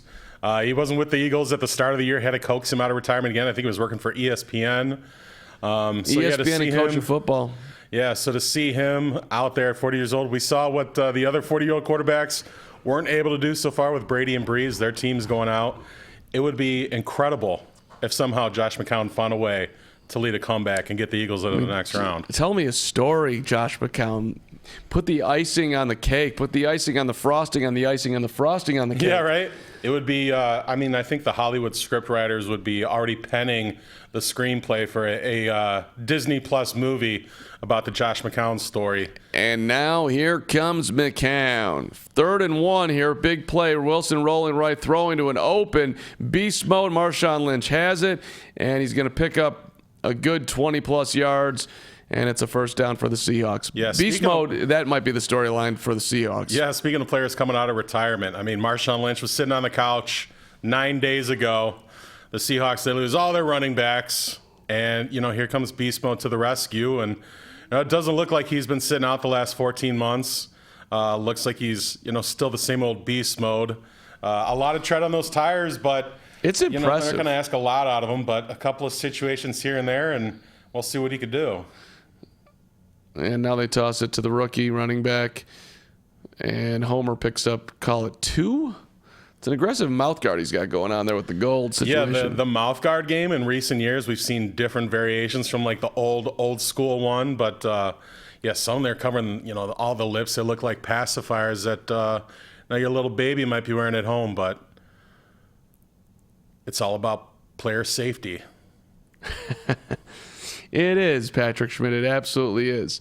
2nd and 11. He actually lost a yard. Long way to go to lose a yard. As the Seahawks are a couple yards short of midfield. Wilson back to pass. Going deep down the middle. He's got a receiver wide open. And DK Metcalf pulls it in, and that's going to be a touchdown. Wow. I mean, that's just great individual effort right there. DK Metcalf. We go back to the combine, the viral photo. The guy is jacked, looks like Mr. Universe. Questions about whether he could be a great football player, route runner, receiver. He's had a great rookie season at Ole Miss. And right here, biggest catch of his career so far. Great extension to get that and to get in the end zone. We'll see if this stands. I don't know whether or not he was touched down when he was down or not. But at first glance, it looks like that's going to be a touchdown because he's up right there. What was most impressive about that is he caught it. Well, so he caught it and went to the ground and was able to just pop himself back up like that. Most guys, they go to the ground, they're done. Right. He got right back up. That was elite. And the extra point is good. So the Seahawks now significantly in control here, up 17-6. Yeah, and this is kind of what I expected to see from the Seahawks. They're the better team. A tough environment, sure, playing in Philly, but Wentz is out. If they don't go on a run here in the third quarter, the longer they keep the Eagles in it, the longer they keep that crowd into it, the more they believe. They're just putting their foot down on their throats and trying to end this game here before you even get to a fourth quarter. 17-6 with Josh McCown at quarterback. That's a lot of points to overcome and not much time left. What's going to happen to Tom Brady, Patrick Schmidt? Boy, Mitchell Trubisky could use a mentor, couldn't he? I think the most likely scenario is what we'll end up seeing. I think Brady will come back to New England for another year, just run it back. Certainly they need some upgrades there at receiver and maybe the offensive line and tight end and whatnot. But a lot of older veterans on that team. Bill Belichick is going to have to remake the roster. But I think Brady will be back. He's going to give us a lot of content ideas, though, to see where he's going to go in the offseason. Certainly, a handful of teams would love to have Tom Brady as their quarterback, especially teams on the cusp of the playoffs. Maybe they're just a quarterback away, but I think the most likely scenario is Brady returns to the Patriots, and I think the same thing for Breeze in New Orleans.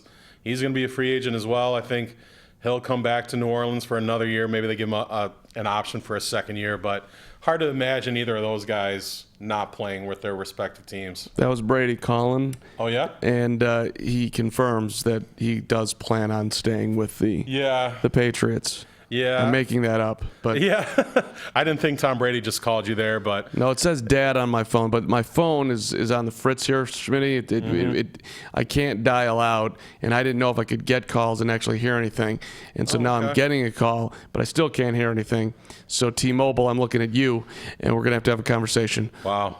You know what? I used to have T-Mobile back in the day. I love T-Mobile. They were good. I had the old T-Mobile flip phone, but after a while, I had to get with the 21st century, and I just had to go with AT&T. Wow. And join the iPhone revolution. Wow. So, yeah, I'm one of those people now. I mean, T-Mobile does a nice iPhone, but maybe I'll be an AT&T guy like you. Everything is up for grabs right now.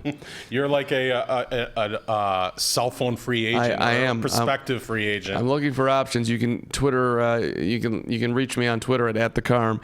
Our guy Ben Agode is asking, could Brady go to Tampa Bay? Let's throw it out, Patrick, that he's not staying with New England for whatever reason. Where does he end up? Well, let's start with Tampa Bay since that was a question. We know about Jameis Winston. He's great and he's terrible, kind of all at the same time. The 30-30 season, 5,000 yards passing. I think they're going to stick with him, at least for another year.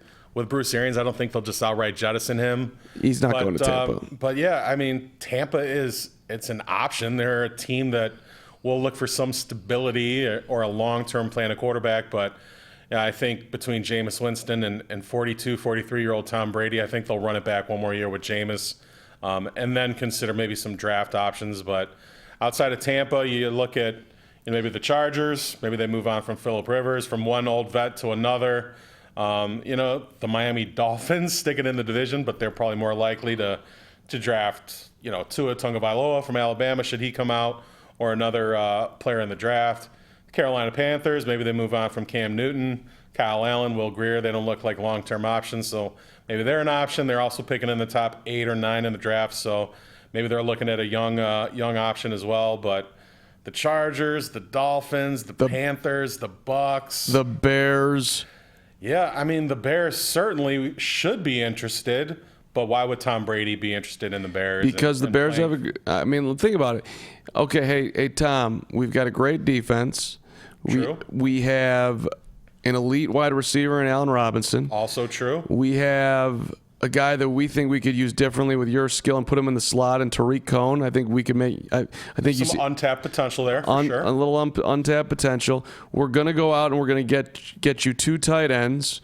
That's how much Brady likes throwing to his tight ends. So that's something that obviously is a concern for you, and it is a concern for us if we're going to address it.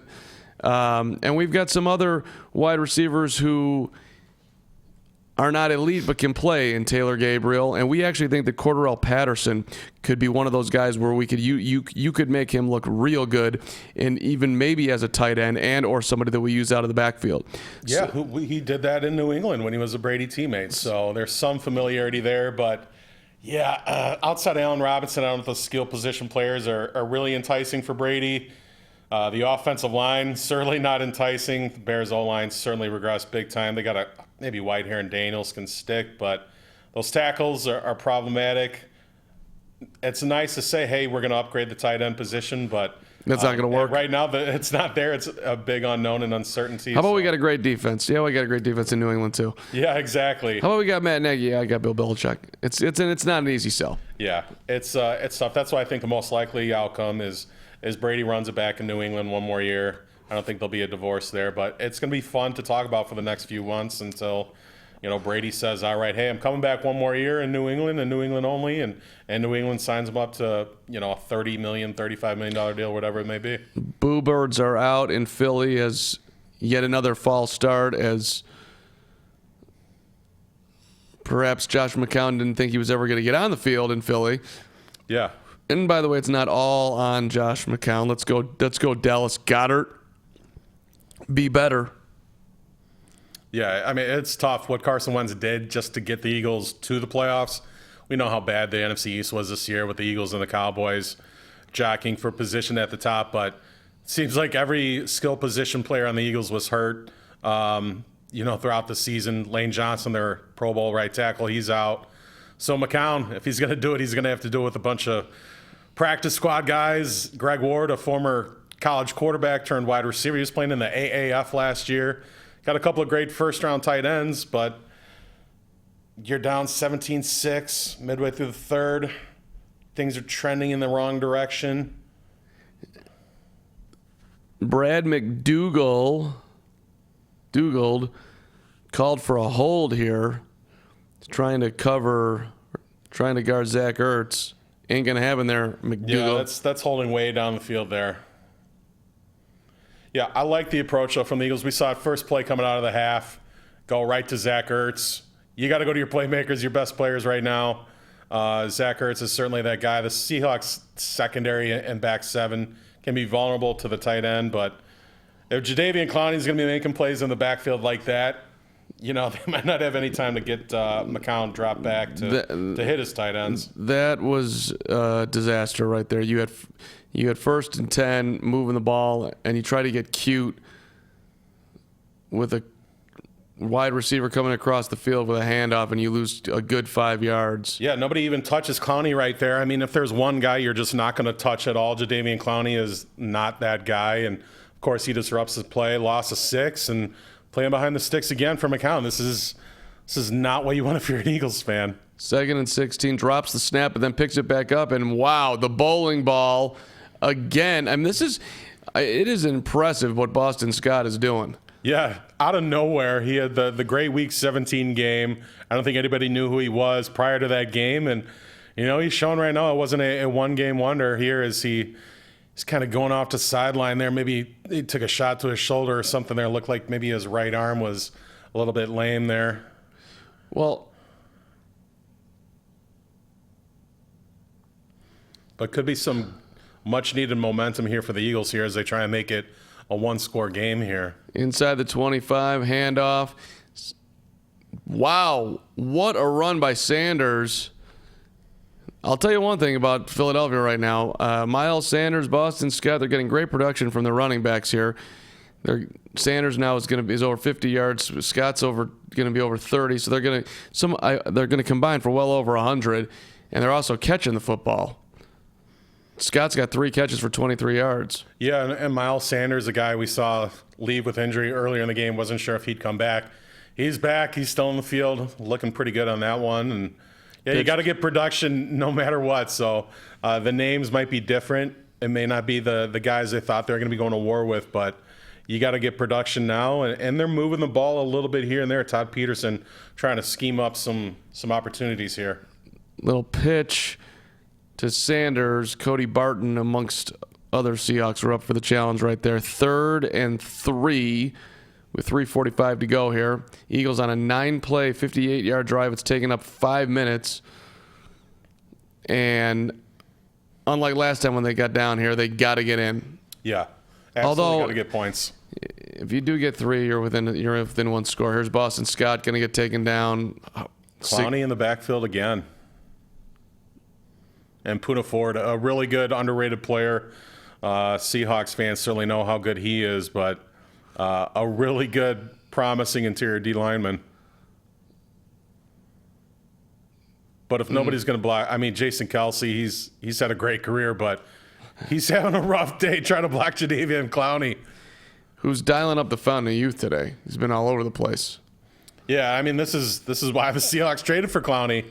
It's why they gave up the pieces to get him. I mean, he's a difference maker when he's healthy, and certainly making a difference on that drive, keeping the Eagles to 3 instead of a chance to get 7. So 38-yard game. 38-yard field goal is good, 17-9, so it is a 1-score game. Eagles hanging around. That defense is going to need to make a play here. Yeah, I think that's what it's ultimately going to come down to. We know Russell Wilson is good. He's protecting of the ball, but the Seahawks offense is going to be asked to win this game, and the Eagles defense is going to have to get a stop. They really can't allow any more touchdowns. Another touchdown, that might be curtains for the Eagles, but they got a little bit of hope, a little bit of momentum here late in the 3rd quarter here.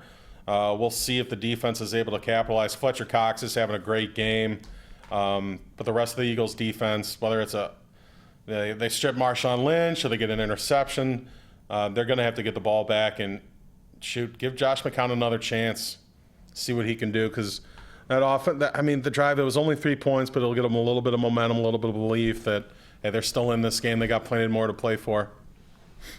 What do you think of the national championship game, Mr. College Football? Well, we saw one great semifinal, one total blowout semifinal. LSU, Joe Burrow, 7 touchdowns in the first half, 8 overall. This is the year where we did not need 4 teams. We needed 3. Absolutely. Hey, yeah, 2 would have been great to decide between Ohio State and Clemson for that last spot. And the Ohio State Clemson game was outstanding. It was awesome. Lived up to all the hype. But LSU Clemson, I think it's just LSU's year. Joe Burrow, no one's been able to stop him.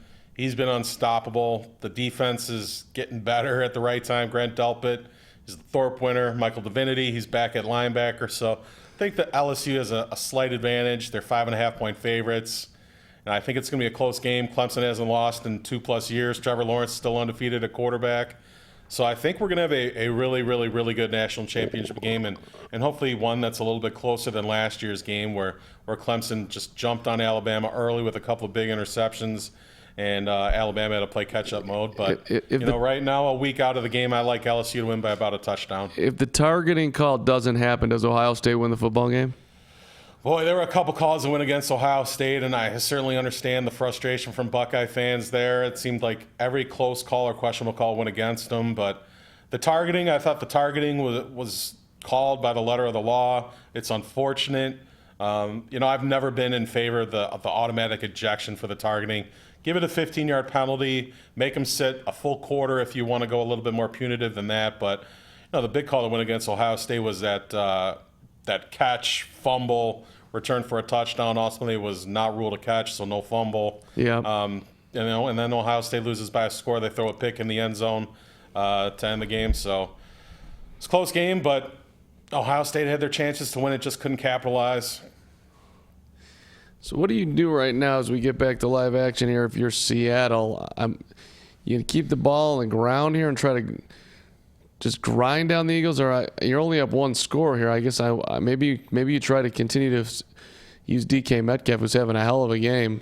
Yeah, still a lot of time. I'm just, I'm going to keep doing what I've been doing, so far in this game. I'm not going to be in, clock kill mode or anything like that. I'm just going to be running the plays that I think I could get first downs with, move the chain, stay on the field, and keep that Eagles offense off the field and give my defense a breather. So nice mix of the run and pass. DK Metcalf up to 124 yards and a touch.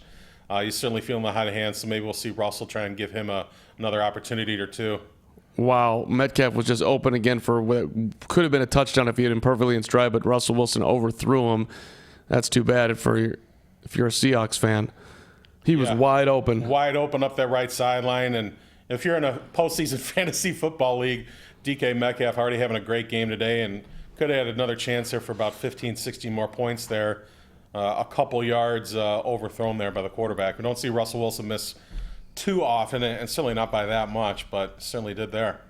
15 of 26 for Russell Wilson, 263 yards. And a flag has been released. False start on the Seahawks.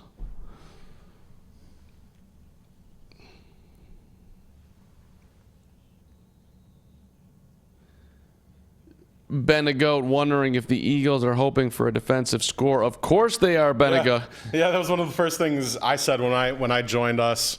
Yeah, we know the hamstrung Eagles offense with McCown under center. So we'll see if the Seahawks, commit a turnover. If the Eagles defense can force something here, get the ball on the ground or pick off a Wilson pass. But I think the Seahawks are going to try and be as risk-averse as possible here. They know the situation. They know they're on the road. They don't want to give the Eagles crowd an inkling of hope here as this game gets closer to the fourth quarter. But, yeah, a defensive touchdown, even if they don't get a defensive touchdown, just a turnover here to get this crowd jumping again, that could be huge just for momentum alone. 3rd and long after a handoff to Travis Homer, the rookie running back.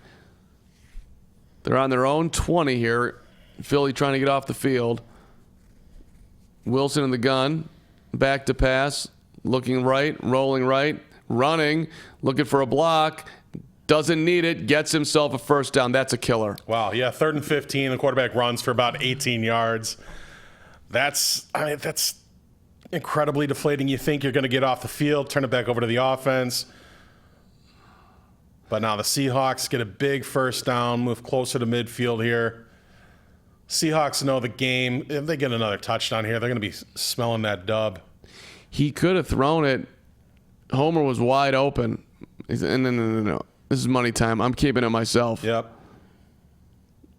Yeah, some poor tackling there by number 53 on the Eagles. Now a handoff to Beast Mode. Good God, wow. Fletcher Cox.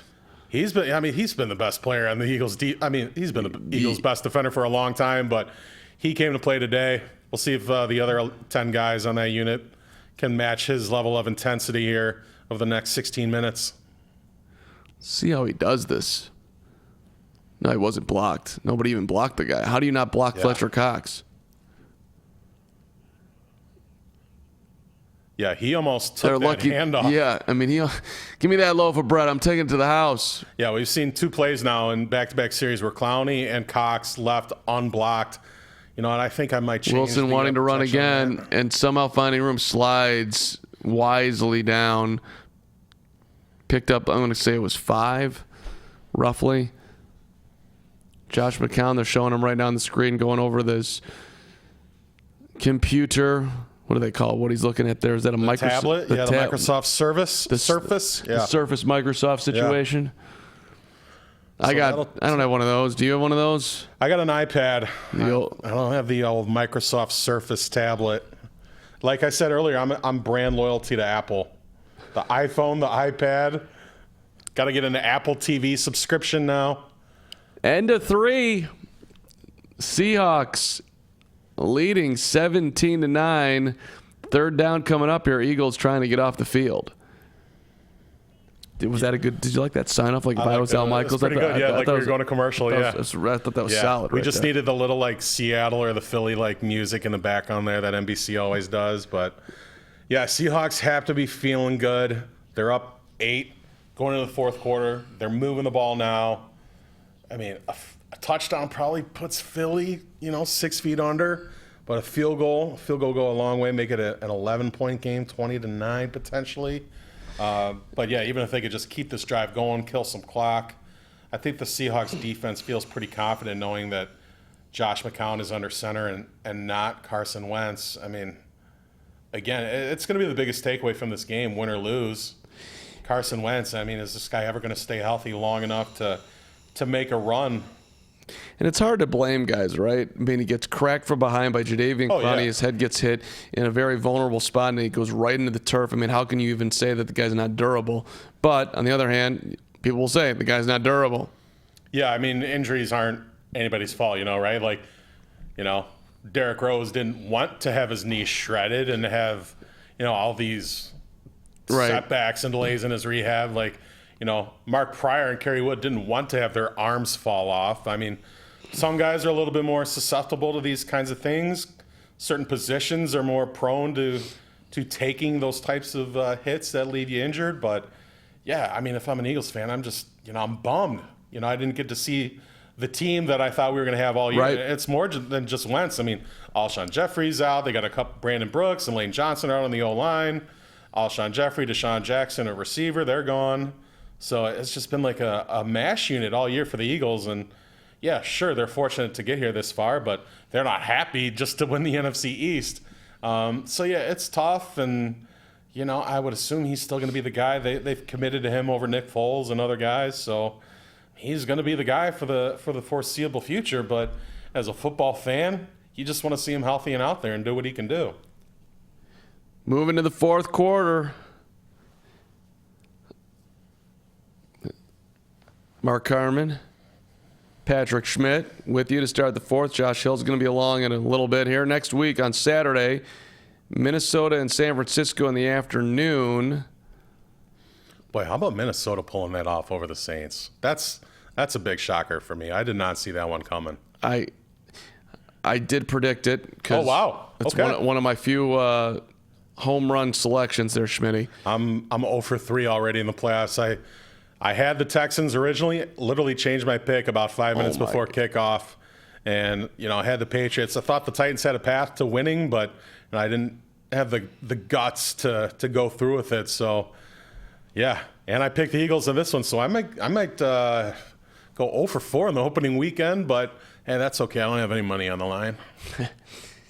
Another completion for Russell Wilson and company. Great route by David Moore to get open there, and Wilson again delivering the pass. I mean, Wilson is just tough. Oh yeah, he's just tough. He puts it on you, and if someone's not open, he's such a smart, calculated quarterback when he tucks it. It's trouble. Outside of Lamar Jackson this year, he'd probably be my runner-up for the MVP. But yeah, same year, Russell Wilson. I mean, one of the tougher, gutsiest guys out there.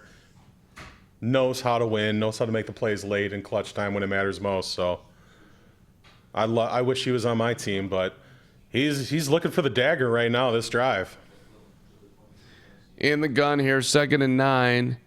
Seahawks at the Eagles 41. Handoff up the middle, stuffed. Good job. Travis Homer stood up before the line of scrimmage. Probably lost one here. It's going to be 3rd down, and this is the third down of this drive, and one the Eagles got to have. You got to have it right here, Philly. Yep. Yeah, Travis Homer getting a little bit of run here, a lot more. Well, I don't know about a lot more, but a little bit more than I thought coming into this game here. Already up to 10 carries today for the Seahawks. Not a lot of yards, but he's getting the carries. Wilson in the gun here, 3rd and 8. The Eagles 41. Homer blocking. Wilson under pressure, and he goes down. Philly gets it done. They're going to get off the field. Yeah, that's huge. We'll see Seahawks. Malcolm Jenkins getting in there. Yeah, the veteran. When you need a big play, the rusty vet steps up in a big spot. Seahawks should be able to pin them deep inside the 10 if they get a good punt here and good coverage. But That's nothing for Josh McCown, though. yeah, the legend of Josh McCown, and we're ready to add a new chapter here. Wow, corner blitz. Huge play. 4th and 15. Punting from his 42. And going to get a fair catch at the 11-yard line, and the Eagles will get it back. Bueller, you coming in? Yep. All right. Schmitty, Good chat. great performance, as you. per always. John Bueller running for the finish here.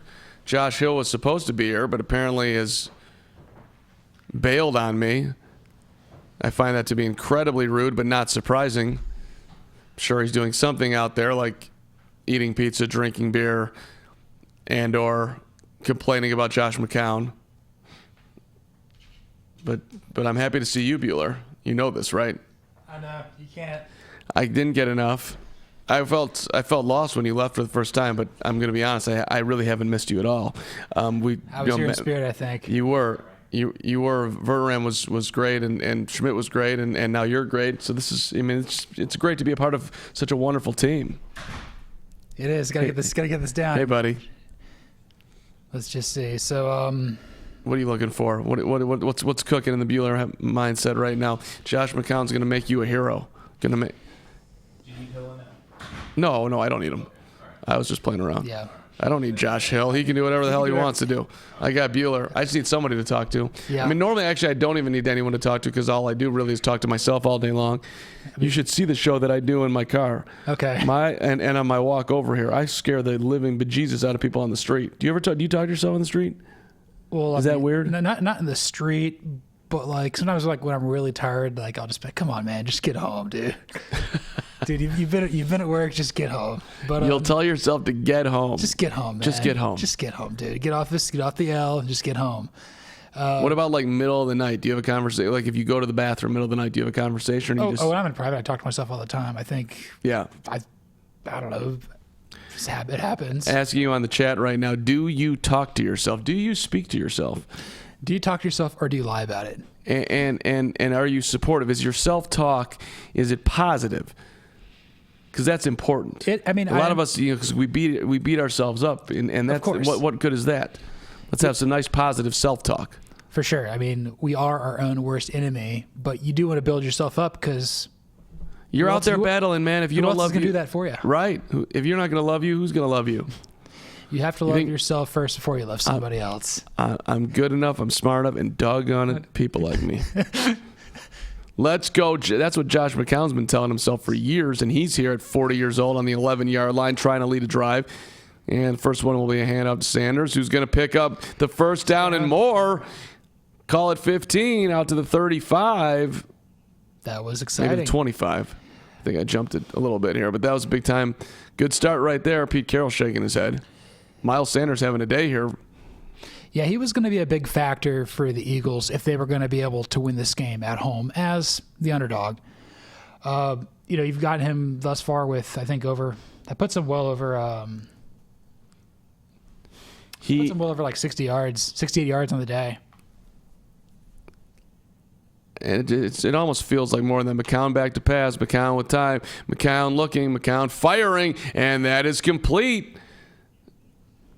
Greg Ward. McCown putting it where only Ward could catch it. Maybe could hit him slightly better in motion, but that was a good safe throw.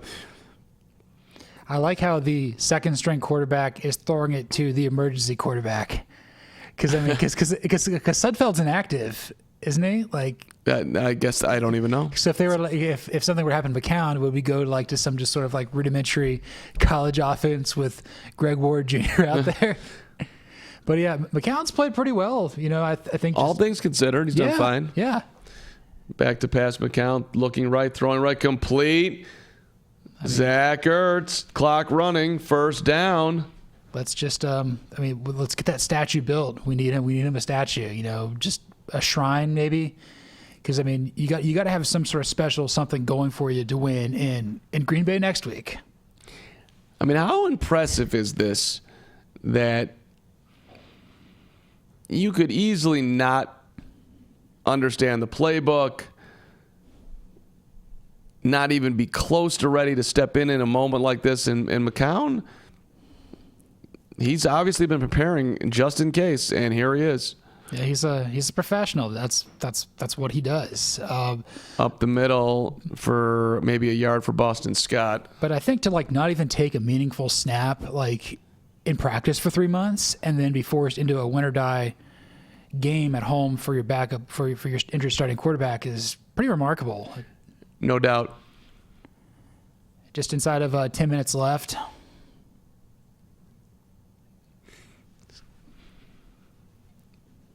2nd and 8 at the Seahawks 40.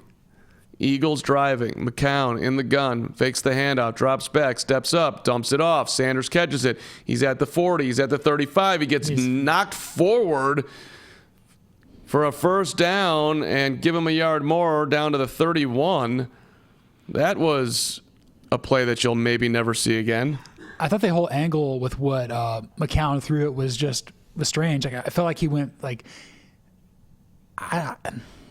that's just weird. I thought like throwing it across your body like that and then getting a first down with Sanders running the complete opposite direction. I mean, Really caught the Seahawks defense off guard. I don't know how the hell Sanders got away from one defender and then he got knocked forward. I mean, he eluded Jackson, and then he's cutting right up the field, and he gets smoked by Ford into Barton. Yeah, it looks like you're going to be about. It's a bad spot. Did not get a good spot there at all. No, it looks he like was well past the 32 where they marked it. Third and inches, about a football short of the first down marker. I do not like that spot at all. Neither. I thought he got that.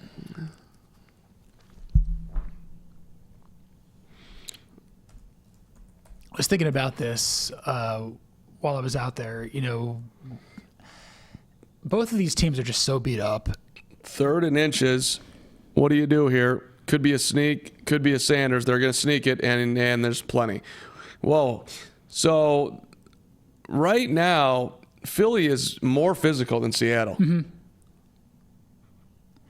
Yeah, Philadelphia just knows that they have to win like an ugly game like this to be able to keep their season alive.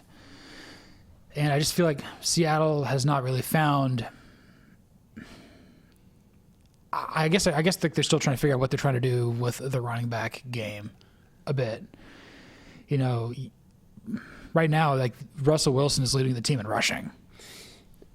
But that's not ideal, but he's been so dangerous doing it. He's got 5 carries and 48 yards, and every single one of them seemingly came on 3rd down when they needed it, which is probably it's not accurate, but he's picked up some big ones. How do you think the winner of this game would do, you know, up in Lambeau? Is there any hope for that, or are they just going to be cannon fodder? I think Seattle can hang. You do? I do. What's the? I just think Russell Wilson is such a pain in the ass. Mm-hmm.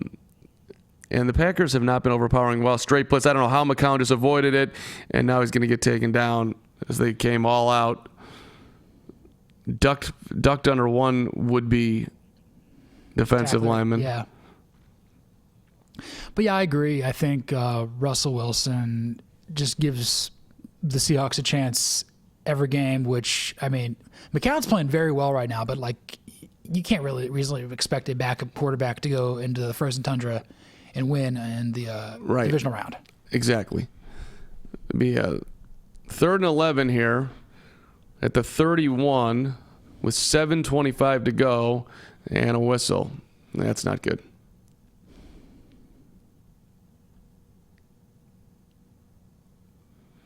So if you got any questions about anything that's happened in the 4 games up to this point, really anything with the NFL, just send us a message in the chat, and we'll get to you here in the final 7 minutes of the game.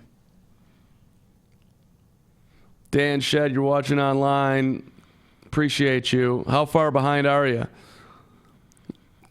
We'll do our best to not ruin it for you, my friend.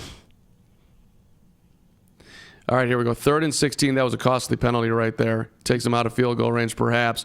McCown back to pass. McCown looking complete to the 30, to the 22. About 3 yards short of the first down marker. Under 7 to go here. 4th down. You're down 8. Field goal makes it a 5-point game. I think you got to go. Yeah, I think if you really have a good play set up for this sort of situation, I think you go for it. They're going for it. You do have all 3 timeouts left. 4th and 4. I mean, the other side of it is if you do kick the field goal, then if you score a touchdown, you win the game. Mm-hmm. But 4th and 4, swing it out, and he dropped it. Miles Sanders dropped it. Not a great throw by McCown. Was a little bit behind Sanders, but that he could have. Man. That's I mean, it wasn't a great throw, but it hit him in the hands. You got to catch it. Oh yeah, that should have been like a 7, 8, 10-yard completion. Oh. But, Ouch. Yeah. Ouch. All right. Well, I mean, I would have liked a Jake Elliott field goal there, but hindsight's 2020. But you got to go out there, play good defense, give your team an opportunity, because at this point you're only down 8, so you're still only 1 score away. you know why? In retrospect, just thinking about it, the reason why I would have liked the field goal there is like the concept that you're going to score and get the 2-point. Mm-hmm. You know, that you're asking an awful lot of Sir McCown to pull that off. Yeah, because like you don't want it, because if you get the field goal, you're down 5, and you get the touchdown, you need 2 to make it a 3-point game, which is like, Myers is not the best kicker, but he can make a 40-yarder to win the game as time is expiring. But yeah, I get what you're saying. Well, that was probably a good situation to go for it there. Yeah. Well, it's been a good game. Everybody's like, it's been boring. I've kind of enjoyed it.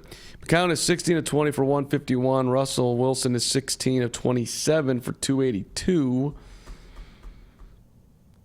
McCown at 7.6 yards per completion.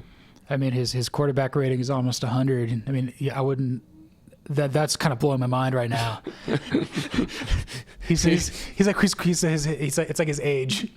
How you doing it there, Josh McCown? You got a QB rating of 98.1, my brother. I forget what I saw this on Twitter earlier. I forget who it was, but somebody tweeted out the top 4 quarterbacks taken in the 2002 NFL draft. It was David Carr. It was Patrick Ramsey. It was somebody else who's not playing. Then you got Josh McCown playing in a road playoff game at age 40. I forget which one that was, but it's just kind of remarkable that he just had this sort of staying power throughout his career. I mean, we thought he was done. I mean, I thought he was just going to go be dad. I mean, his daughter's probably got to be a junior in college by now. It's crazy, right? That's nuts. Kyle Long, offensive lineman of the Chicago Bears, is tweeting out right now. Some Chicagoans are probably happy to hear I'm finally stepping away and getting my body right. Some Chicagoans may be sad to hear this. He's talking to the haters and his lovers there. Either way you feel about it, I want you to know how lucky I am to have spent time in your city. I became a man while playing in Chicago. Thank you. Kyle Long retiring, sounds like, right? Yeah. Yeah, he dealt with injuries for many, many years. Even back to his days at Oregon. But, he seemed to be a very, very popular player here with the Bears organization. I thought he was a great player. I would have liked him to play longer, but if he physically doesn't feel up for it, I'm not going to be one to judge. Yep. Ooh, wow. Snap to Wilson. He wasn't expecting a hit off his chest. Lucky to go to the ground and pick it up here. 2nd and 12. Yeah, good awareness there, just to catch to gather the ball, go down, keep the clock going. Fakes the handoff to beast mode. Throwing out of bounds. Intended for, I don't know if that was a miscommunication or just threw it away. It looks like there was a miscommunication between him and Lockett. Like, I think he was kind of expecting an out-breaking route, and Lockett went in. But it's been kind of an interesting game for Lockett. Like, he's got 4 catches for 62 yards, but, he's been targeted 8 times, and there's been some instances where it's like, what's he doing? I mean, thankfully, you've got a really big game out of DK Metcalf, 6 receptions for 124 He's been yards great. and a touchdown. Yeah, he's he really gives the Seahawks something different from the receiving core I haven't seen from them in a very, very long time. Pass complete, but it's going to be short of a first down. The Seahawks are going to have to punt here, coming up on 5 minutes to go in the 4th quarter.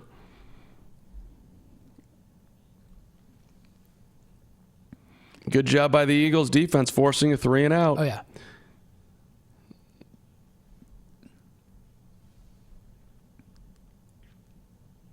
So Seattle to punt. And Greg Ward back to receive. Kick is away. Ward signaling for a fair catch, and he'll make it at the 31. Another shot at it here. 4:56 to go. Here comes Josh McCown for perhaps the final time. We'll see. I do. I like the Eagles' chances to tie it up here. I don't know. I just. Do you have a feeling? I feel good. I feel good for some reason. All right. Because like you've got 5 minutes. Your quarterback's playing over his head right now. The running game's has been pretty good. You probably should have converted on that fourth down try. And then you've got 3 timeouts plus the 2-minute warning. You can really do. Like if the Eagles want to advance or they want to prove that they belong, this is Doug Peterson's time to shine. It's like draw something up good. Put your team in the best position to succeed and see where it goes. Because this isn't the Seattle defense of yesteryear, though they are holding the Eagles to only 9 points a day. Which is not necessarily surprising, but it's especially when you consider that Carson Wentz isn't playing, right? That's true. So weird situation there. Yeah. I'm like waiting for more news here. The wife coming down is. Yeah, that caught me off guard a little bit. I think I'm going to guess that was more. She just came down to check on her husband and wasn't. It's nothing more serious than that. That's what I'm going with. Yeah, that's kind of the notion there. It wasn't. It didn't seem like it was like, oh my gosh, is he just like out cold here? No, he walked off. He's right? just concussed. Yeah, it wasn't like they carted him off or anything like that. Let me throw something that might come into play here in the final 5 minutes. The referee, Sean Smith's, the crew that's got the game tonight, they've thrown more flags for unnecessary roughness, 23 of them, than 3 times the lowest crew total, which is Walt Anderson and Alex Kemp's crews. So he also called the second most roughing the passer fouls. So you could see a little pass interference, unnecessary roughness come into play here in the final 5 minutes when guys get even more aggressive. That is something interesting to kind of keep an eye on. Bueller? You like yeah, that? that's pretty good because you've got you've got an older, slower, less mobile quarterback, and let's say for example it's like 3rd and 12, and McCown drops back to pass, and he gets drilled by Clowney, and it's over the top. They get a new set of downs, and we'll be talking about this tomorrow. And how, that roughing the passer penalty hypothetically would have ended the Seahawks season. But, it is kind of interesting to know that this crew does lean that way more than others. Here we go, 1st and 10. Let's see what they do. McCown back to pass over the middle, off the hands of Zach Ertz. Not the way you wanted to start there. The pass was behind him. A little bit high.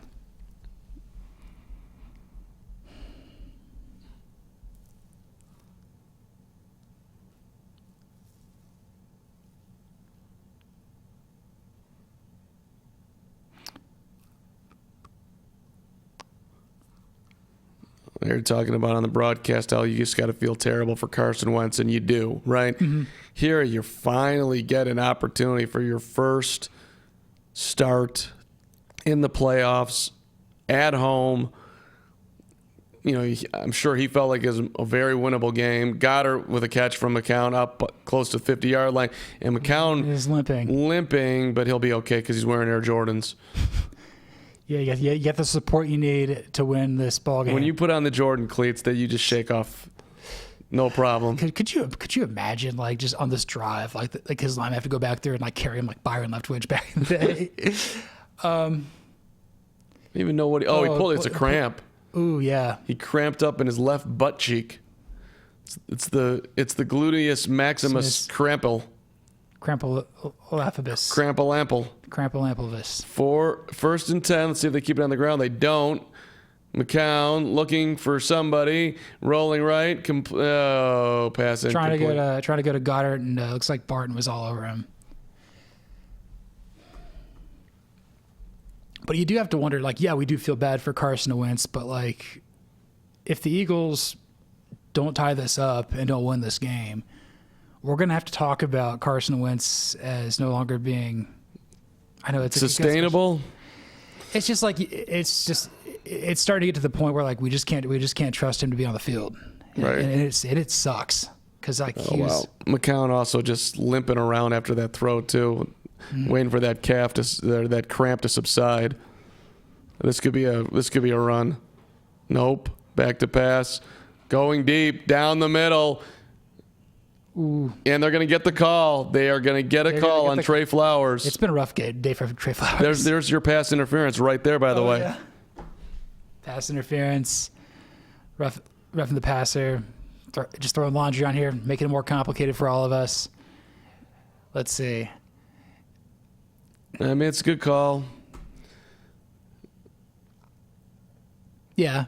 It was intended for Gibson, and I mean, Official's right there. He's got his hand right up on the face mask. He's got his hand on the face mask. You got to call it. I mean, this is huge for the Eagles right here. You got great field position. Seahawks have now been penalized 11 times for 114 yards. You got 1st and 10 from let's call it the 13. Trying to do math here, Carm. 1st and 10 at the 15, baby. At the 13, I'm sorry. McCown in trouble. McCown rolling right. McCown goes down at the 17. So that's okay. You're all right. You're in no hurry. Ertz was covered well by Flowers. Yeah, good play for Flowers to bounce back after a PI there. I mean, McCown, for a 40-year-old guy, has actually been doing a decent job eluding the rush. Mm-hmm. And with the Seattle defensive line, they come from all over the place. They hand off on 2nd and 14. Sanders is going to get taken down at the 16-yard line. 3rd and 13. They clearly were looking at that as 3-down territory. Yeah. Like if you went for it last time, you got to go for it here. It's 4-down territory. You got 2 plays.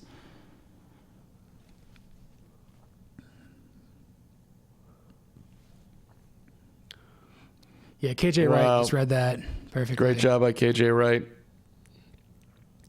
Here we go, 3rd and 13. Big play, 2:35, back to pass, looking left, throwing left, complete. Sanders puts his head down inside the 10. They got to get to they got 7 yards to go here. Okay. This will take you down to the 2-minute warning, I would think. Eagles have 3 timeouts, so even if they don't get in, they will be able to. Yeah, I think you got to take this down to the 2-minute warning and then just kind of regroup. I think you should have ran a play here, but okay. I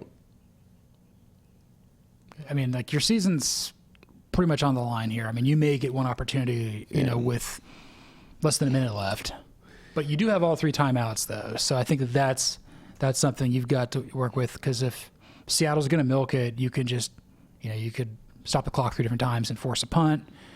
Maybe you get the ball with 65 yards to go. I mean, McCown's shown he's still got the arm strength necessary to.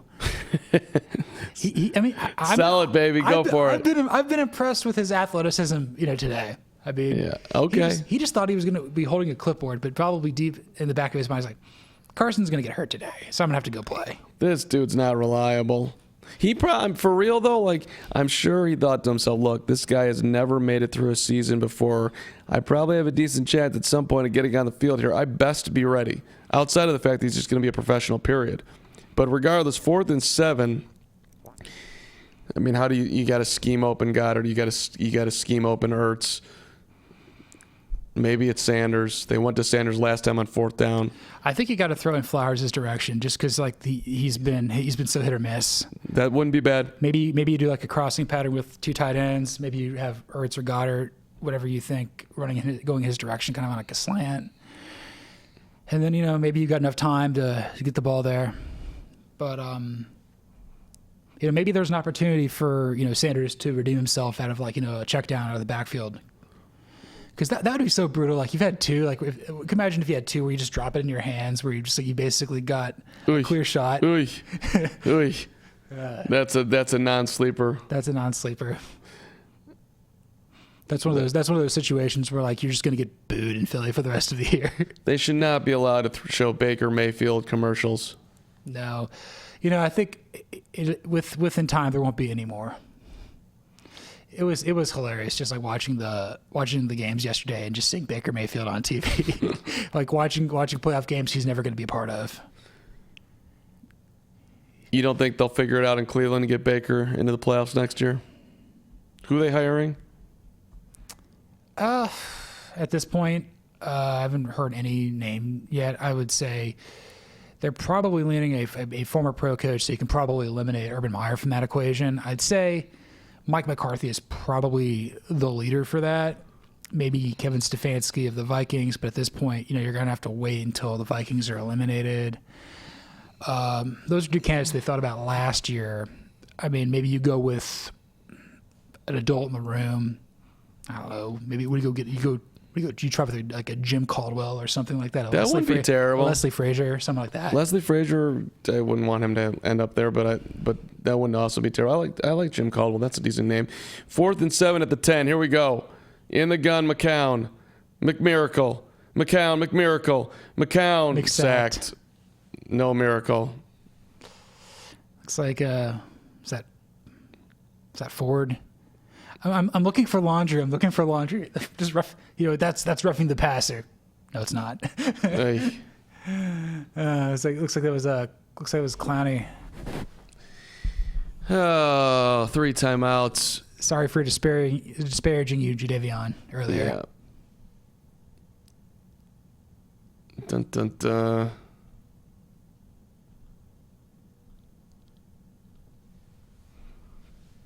Let's see.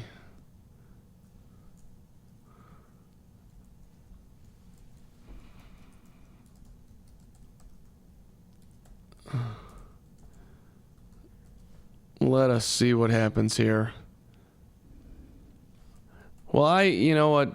We did the best we could here to will the Josh McCown The Fiery McCowns, yeah. The Fiery McCowns to victory here. It's still not dead. You have 3 timeouts. I feel you, Dan Shed. I'm with you, man. 100%. The pain, I feel it in my tummy right now. Wanted the miracle 40-year-old McMiracle story. Wanted to read every article about how Josh McCown came back from the dead to do it. But we do have 3 timeouts. I'm all of a sudden taking on the Eagles. And it ain't over. It's not. They're going to get the ball back one more time. I felt good about that last drive. And, until I realized it's, pretty much end goal situation there with the Eagles. I'm like, they haven't really been able to punch it in yet. Oh, man. Yeah. Well. But, like you said, you do have 3 timeouts. We've seen stranger things happen. Stranger things have happened. This is true.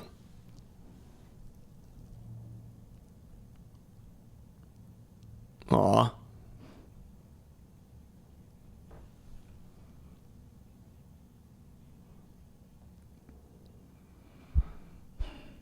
So let's just say Seattle does get it done, and they do advance to the divisional round. They'll play Green Bay.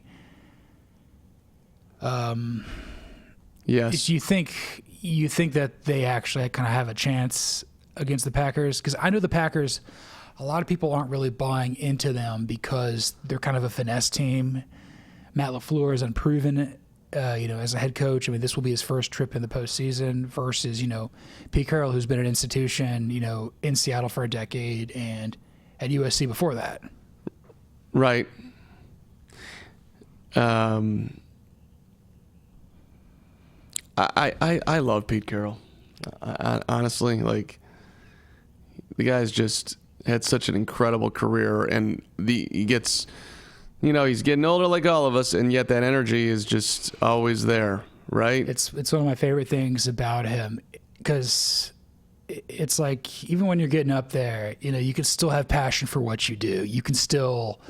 You should almost have more passion in theory. I don't get to do this for that much longer, right? Mm-hmm. Okay, Dan Shed's like, ESPN's Mina Kimes should be really happy right now because their Seahawks are going to advance. Okay. I'm sure she is. I'm sure she is. I'm sure she's And very realizes that, she's doing this, or the Seahawks are doing this against a backup-led Philadelphia Eagles team. But I mean, like a win's a win, and playoff wins. You can't be. One first down and this game is over. But let's see if the Eagles can get off the field. 2nd and 10. Hand off to Marshawn. That's not going to do it. Nope. 3rd down. You got to feel. Philly uses its second timeout here. One more timeout to go here.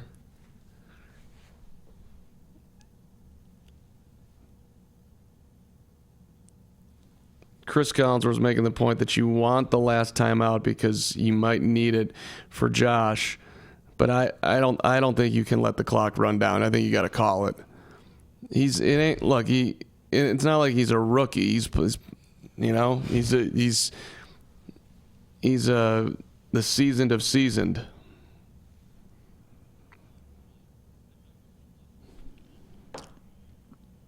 Third and 10, 147 left. Let's see what we do. Is there any chance you throw it here if you're Seattle and try to go for the win? I would. Just end it right here, and they do. Wilson back to pass. Down the middle, lofting, wide open. Metcalf has it, and that is going to be the game. That's your ball game there. What a day for DK Metcalf. See you later, and say goodnight. Wow, what a great call. What a great call, clutch play. And let's see I want to see how he just got open there.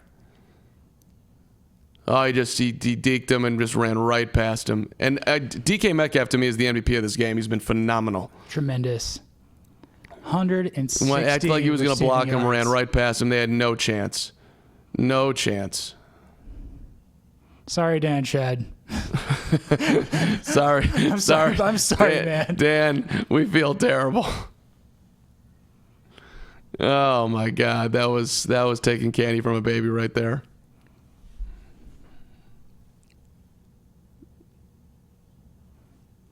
And they'll take a knee. And there's no timeouts left. And that's going to do it. Well, John Bueller, and for everybody who was watching today, we say thank you, thank you, thank you. We look forward to doing more playoff games for you as the Seahawks are going to win this one 17-9. Richard Durante, thank you so much, sir, for all your service. Hunter Armour, Matt Verderam, Josh Hill, Patrick Schmidt, Zach Best, Patrick Allen, Mike Dice, Kayla Knierim. Naming everybody in the history of FanSided right now. As they'll kneel it down one more time, and we are going on. Hey, Dan, thanks so much for saying that. We appreciate it. Hey, division round coming up. We're looking forward to it. And we will see you for what should be an amazing week. I think everyone's looking forward to Houston and Kansas City amongst the rest of the schedule for next week. But our final kneel down is happening right now, and so we are saying goodbye to you as the Seattle Seahawks have come into Philadelphia and have beaten the Philadelphia Eagles by a score of 17-9. We will see you next time.